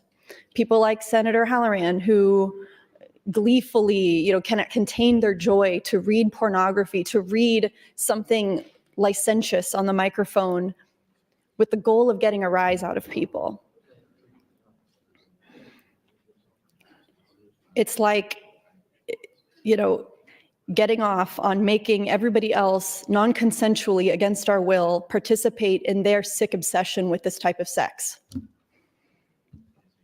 And that's what makes these conversations around these bills, that's what puts so much anxiety in the body and makes it so uncomfortable. I think Steve Halloran right now is in the lounge with his friends watching this. I think we are talking about a pattern of really disturbing behavior. In government committee this year, many of you weren't there. Senator Blood would remember this. She introduced a bill to create a state tartan that was requested by the Girl Scouts, a Girl Scout troop in Nebraska who designed a tartan pattern that could be our state tartan in Nebraska. And it was a good hearing. There were Girl Scouts there. And at the end, I think Senator Halloran asked a question or something, and Senator Blood said, well, if we pass this bill, I challenge you to wear a kilt in the pattern of our state tartan. And then apropos of nothing, for no reason, he responded in front of all these kids and everybody, would I have to go commando? The whole room, it was either like a nervous laugh or like horror. And so this is something in the public record that you can all look up. And it's just this pervasive pattern of behavior of these crotch watch bills being part of a prurient, performative, exhibitionist interest for some people in this body. And that's why I don't like these bills coming up. For some of you, there's overlap. I think it's some kind of like sexual repression or something, and this is the way you find a safe place and a safe way to express that, is through legislating what other people do with their bodies that you're afraid to do with your own. My position is that not everything we dislike should be illegal. And that's why I oppose this bill. I think that the system, while imperfect, that we have today works okay. I trust parents and safe adults to raise their children, to raise their families, to put their own limitations on screen usage and technology in their own homes. I trust school administrators to do this in their schools, and they do. They are. There's endless varieties of third-party software that parents install in their homes to monitor internet usage. Speaker of the House, Mike Johnson, he talked about how his son is his porn accountability buddy, that they've got software installed on their devices so that if his son or he It covers search terms, images viewed on the phone or on the tablet or on the computer. It's not just porn websites, but like any kind of licentious, porny searching, whatever. Then one of them gets a notification on their phone that the other one is looking at pornography. So that's what the Speaker of the House does with his son. The point is, there are many, many ways for parents to oversee what's happening, what their kids are taking in. And I don't agree with what Senator Merman said about how Pornhub is pulled out of so many states, so we know this is working. I don't share the goal of preventing anybody from consuming pornography. I don't think that that's a good goal. I don't think that's compatible with First Amendment values or the values of freedom that we have in this That's your country and time, in this Senator. society. Thank you, Mr. President. Thank you, Senator Hunt. Senator Blood, you are recognized to speak, and this is your final time on the motion. Thank you, Mr. President. Friends, I am getting all kinds of text messages and emails, and I'm going to try and share some of this with you on the mic. Hopefully, I'll still have at least one more person that will share some time with me. So if you go to Pornhub in Texas, what comes up is, dear user, as you may know, your elected officials in Texas are requiring us to verify your age before allowing you access to our website. I would like to point out before I finish reading this that I did not download this as a screenshot that someone sent to me. Not only does this imaging on the rights, it's teeny tiny, so I'm having trouble reading it, of adults to accept protected speech, it fails strict scrutiny by employing the least effective and yet also most restrictive means of accomplishing Texas' stated purpose of allegedly protecting minors. I think I said that in my intro. While safety and compliance are at the forefront of our mission, providing identification every time you want to visit an adult platform is not an effective solution for protecting users online. And in fact, will put minors and your privacy at risk. Deja vu to my intro. Attempting to mandate age verification without any means to enforce at scale gives platforms the choice to comply or not, leaving hundreds of thousands of websites open and accessible, I'm going to add this word, to your children. And we've seen in other states, such bills have failed to protect minors by driving users from those few websites which comply to the hundreds of thousands of websites with far fewer safety mechanisms. Attempting to mandate age means to enforce at scale, to comply or not, leaving, there's a word blocked out, websites open and accessible. And we've seen in other states, such bills have failed to protect minors by driving users from these few websites which comply. That's redundant. Unfortunately, the Texas law for age verification is ineffective, haphazard, and dangerous. Not only will it not actually protect children, but it will also inevitably reduce content creators' ability to post and distribute legal adult content and directly impact that ability. So they're talking about things like the adults only, where women, not always, are doing it by choice. Their body's their choice. And communicating with those that they allow onto their private sites. And that's how they generate income. And there's a lot of college students, by the way, paying for their college degrees with these OnlyFans sites. I can go on and read it, but basically it says everything I said in my intro, only with more lawyer speak. So maybe this is like a John Kavanaugh, George Duncan thing. Daniel Conrad's not here, so Pornhub hasn't gone away. They're still there. They're just there under other names, and we're falling for it. We're like, oh, Pornhub's not there anymore, but they're posting still on their site and telling people what's wrong with the legislation. I still haven't heard an answer to the age discrepancy between state statute and the way this bill is written, and how we can justify telling people who are of legal age to have sex with adults that they can't look at porn, and to say that we hate porn, so why should we allow them to look at it? That's just not the American way, because like it or not, every person in this body that chooses to look at pornography has the right to do so, whether we like it or not. Just like you have the right to your religion, Just like you have the right to your freedom of speech, just don't yell fire in a movie theater. You have the right to look at it whether we like it or not. Because last I looked, I still live in America. I don't know. We hear a lot about China and Russia lately buying up property, so maybe that's going to change. But I think that we have to remember what our job is as policymakers, and our job is to do no harm.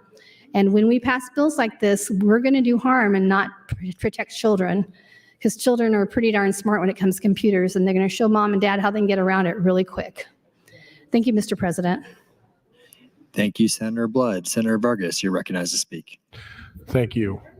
In about a minute, I will yield some time to Senator Blood, so I'm just letting her know in advance. I'm still listening to the debate. One, I think the main thing that I'm worried or concerned about has a little bit more that I might have different opinions from some of my colleagues, has more to do with just the operationalizing of anything. For the state of Virginia, I was reading on the effects of their policy for age verification, and there's a lot of questions on whether or not it's operational, whether or not it's actually doing what's intended, the intended, what they're trying to do, or whether or not companies are just skirting it. Generally, looking at this, I'm not as opposed to the intent. I just want to make sure whatever you're doing is actually doing that intended reason. And if it's not, then that's a problem, because we should be making bills that are just not actually doing what you expect them to do. So with that, I'll yield the remainder of my time to Senator Blood. Thank you, Senator Vargas. Senator Blood, that's 3 minutes and 51 seconds. Thank you, Mr. President. I have people asking me things like, what about OnlyFans, which could simply be someone who has a foot fetish? I don't know. I mean, I personally don't think that's sexual, but obviously somebody does, because we know that there's tons of sites with fetishes. So yeah, I guess you can't look at people's feet and be aroused, because that would be considered dirty. And then people are asking about things like Hulu and Netflix, and like, are they stealing your data? I got a great story about Hulu. One day I got an email and it said, you are a Handmaid's Tale super fan. And I'm like, oh, this is spam. Somebody's like trying to spam me. I'm going to block them. And then I did a reverse check on the email and realized that it's the same email that my billing came from, and that it was legit. And I'm like, oh, okay. And they're like, you have a package coming. And it was awesome prize package, by the way. I'll describe it another time, but I got a bunch of free stuff from Hulu. But then it reminded me of like, how do I watch Hulu and how do I watch Netflix? Well, I watch it on my internet, right? We watch streaming on the internet. So how did they know I was a super fan and that when I got up at 6 a.m., I was watching Handmaid's Tale while I was doing my hair and makeup? Well, because they're tracking our data, right?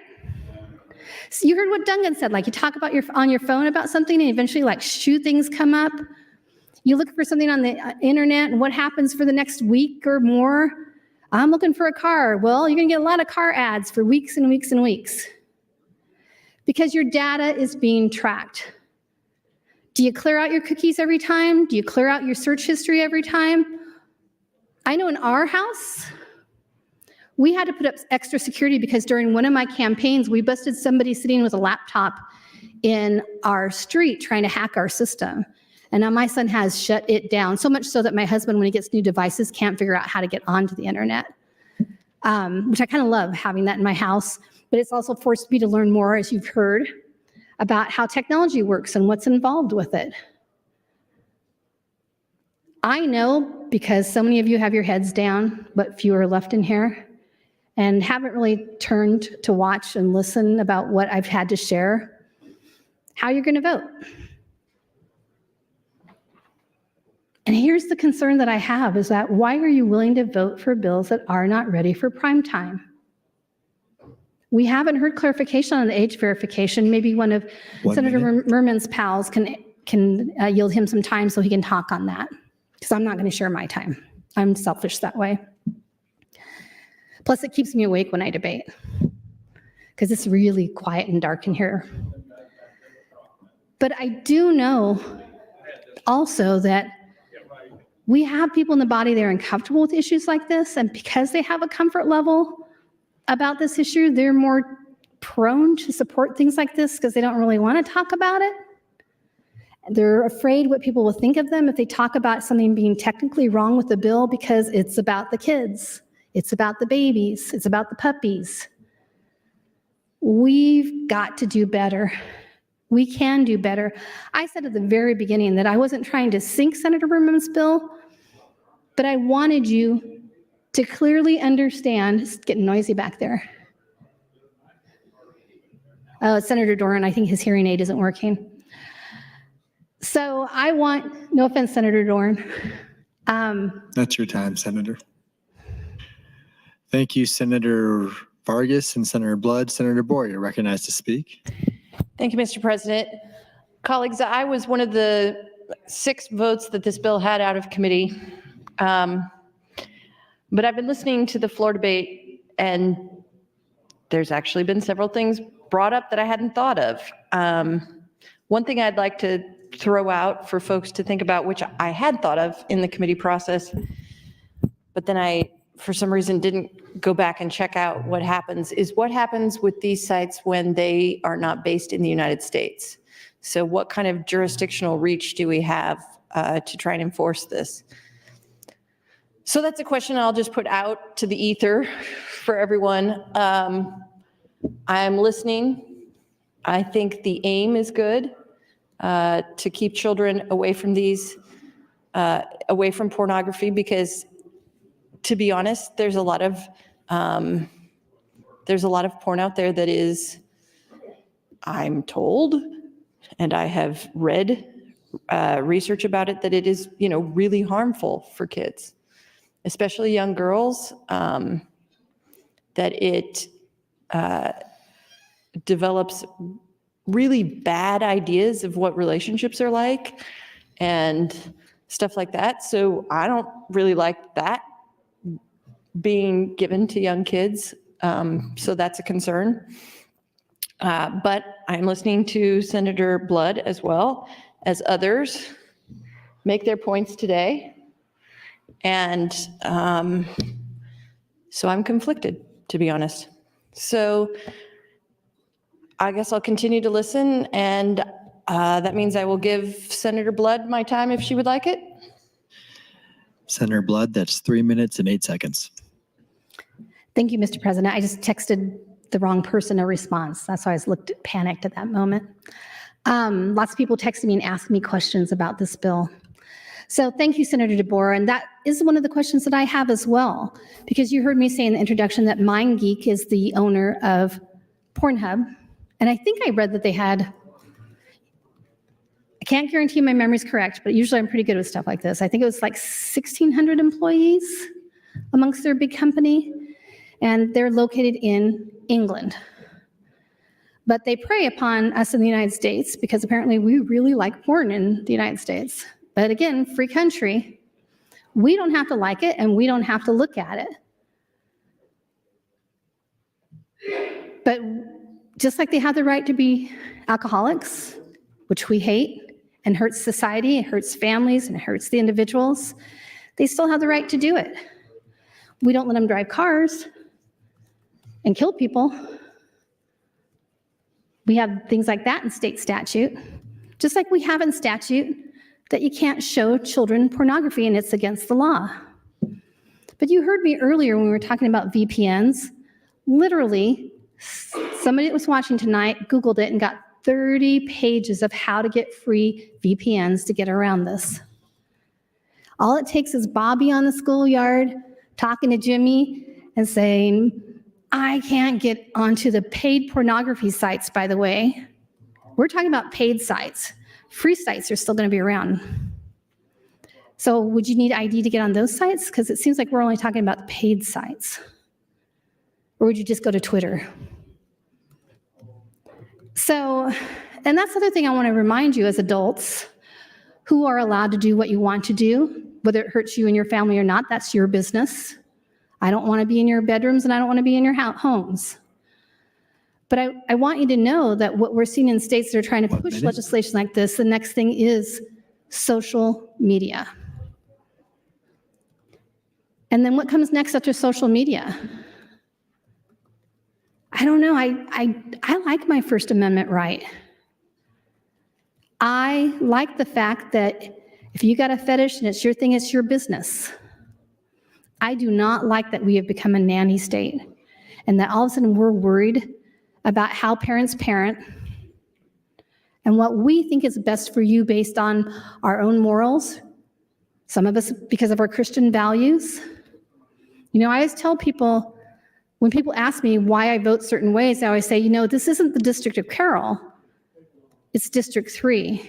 And although I have very specific ideas about what I like and don't like, and pornography is not something I'm not a big fan of, I don't vote for Carroll.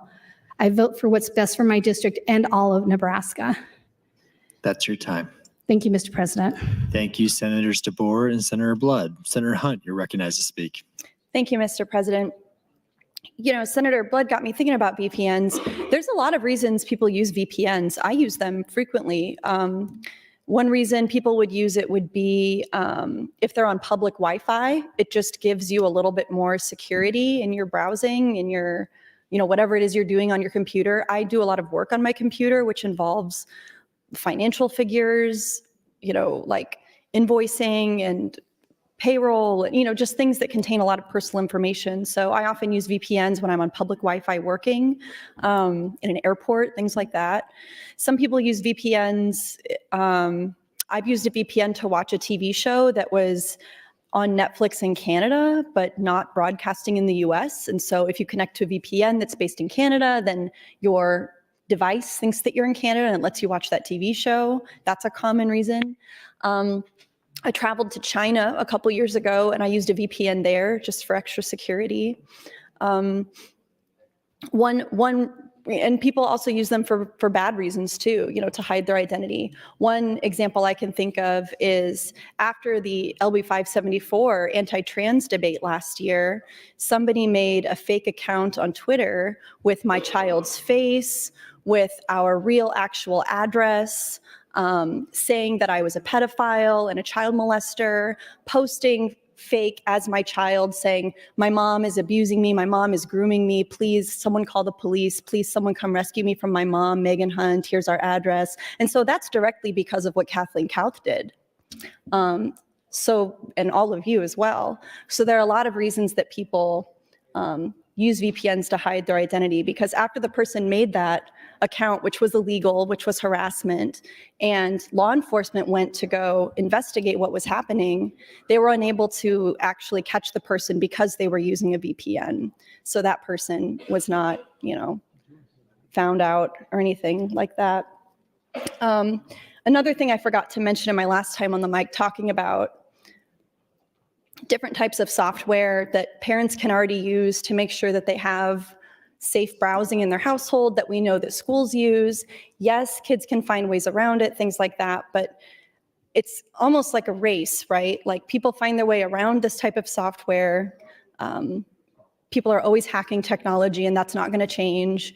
But also people who build these software programs, people who code them, they're always working to stop people from getting around it too. So there's always updates, there's always new versions to download that have patches that help keep kids more safe and secure. So we already have these tools in our toolbox to keep our kids safe. And I think that hand-wringing from lawmakers, especially when we start to kind of tread into these First Amendment violations, this nanny state stuff, this crotch watch stuff, that actually ends up being prurient for so many people.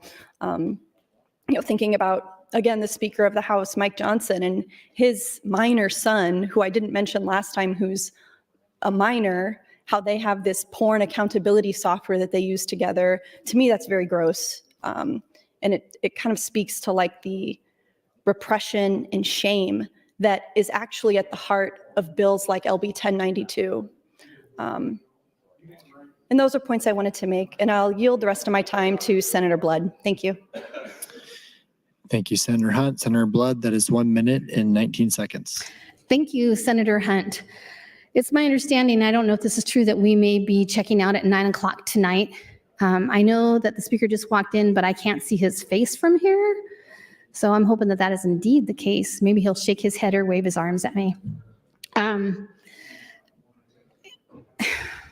I like to debate because when I sit here and I listen to you debate, sometimes I actually do change my mind, and maybe I'm a unicorn in this body.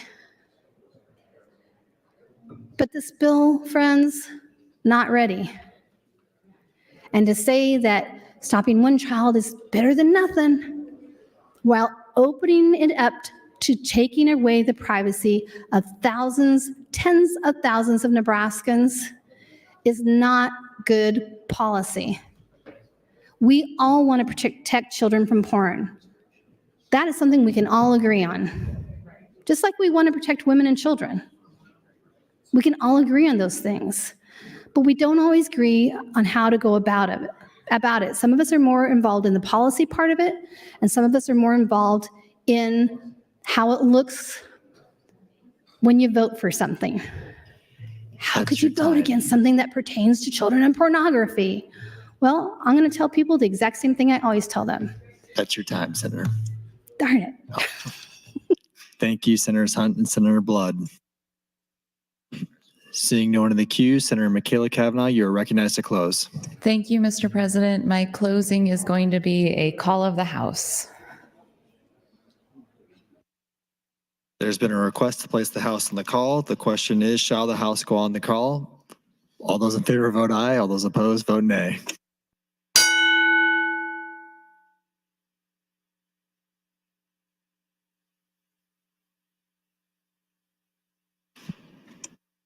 Record, Mr. Clerk. 15 ayes, 1 nay to place House under call, Mr. President.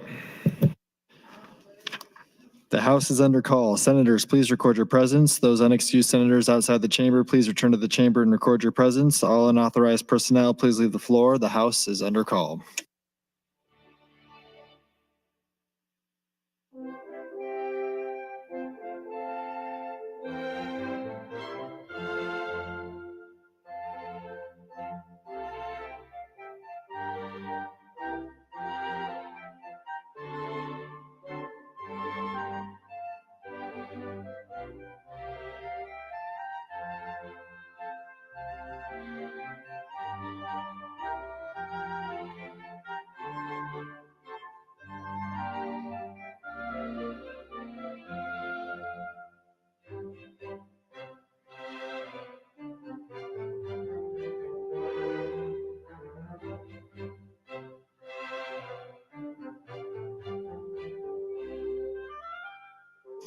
Senators Dorn, Kauth, Bosselman, Erdman, John Kavanaugh. The House is under call. Please return to the chamber. Record your presence.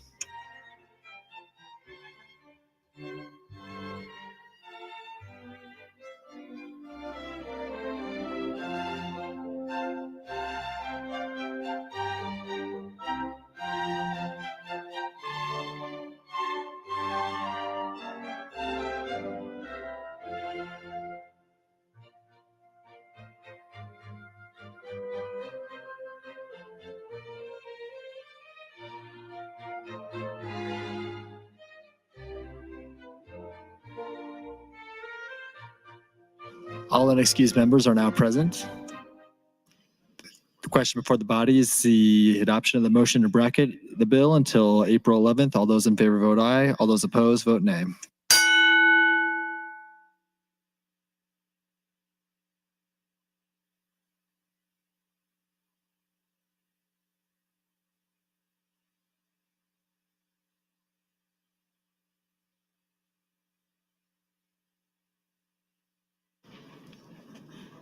Have all voted who wish to? Record, Mr. Clerk. 5 ayes, 29 nays, Mr. President, on the motion to bracket. The motion fails. Mr. Clerk, for items, I raise the call. Mr. President, I have your Committee on Enrollment and Review reports Legislative Bill 1329 and 1074 to select file, as well as 1301, all having ENR amendments. Additionally, series of motions to be printed from Senator Michaela Cavanaugh to LB 1092. Single name ad, Senator Dungan, name added to LR 336. Notice that the Revenue Committee will be holding a briefing on LB 388, the tax package bill, at 8:15 a.m. tomorrow morning in room 1524. Revenue Committee briefing, 8:15 tomorrow morning in 1524. Finally, Mr. President, a priority motion. Senator Lowe would move to adjourn the body until Wednesday, March 27th at 9:00 a.m. The question is, shall the legislature adjourn? All those in favor say aye. All those opposed say nay. The legislature is adjourned.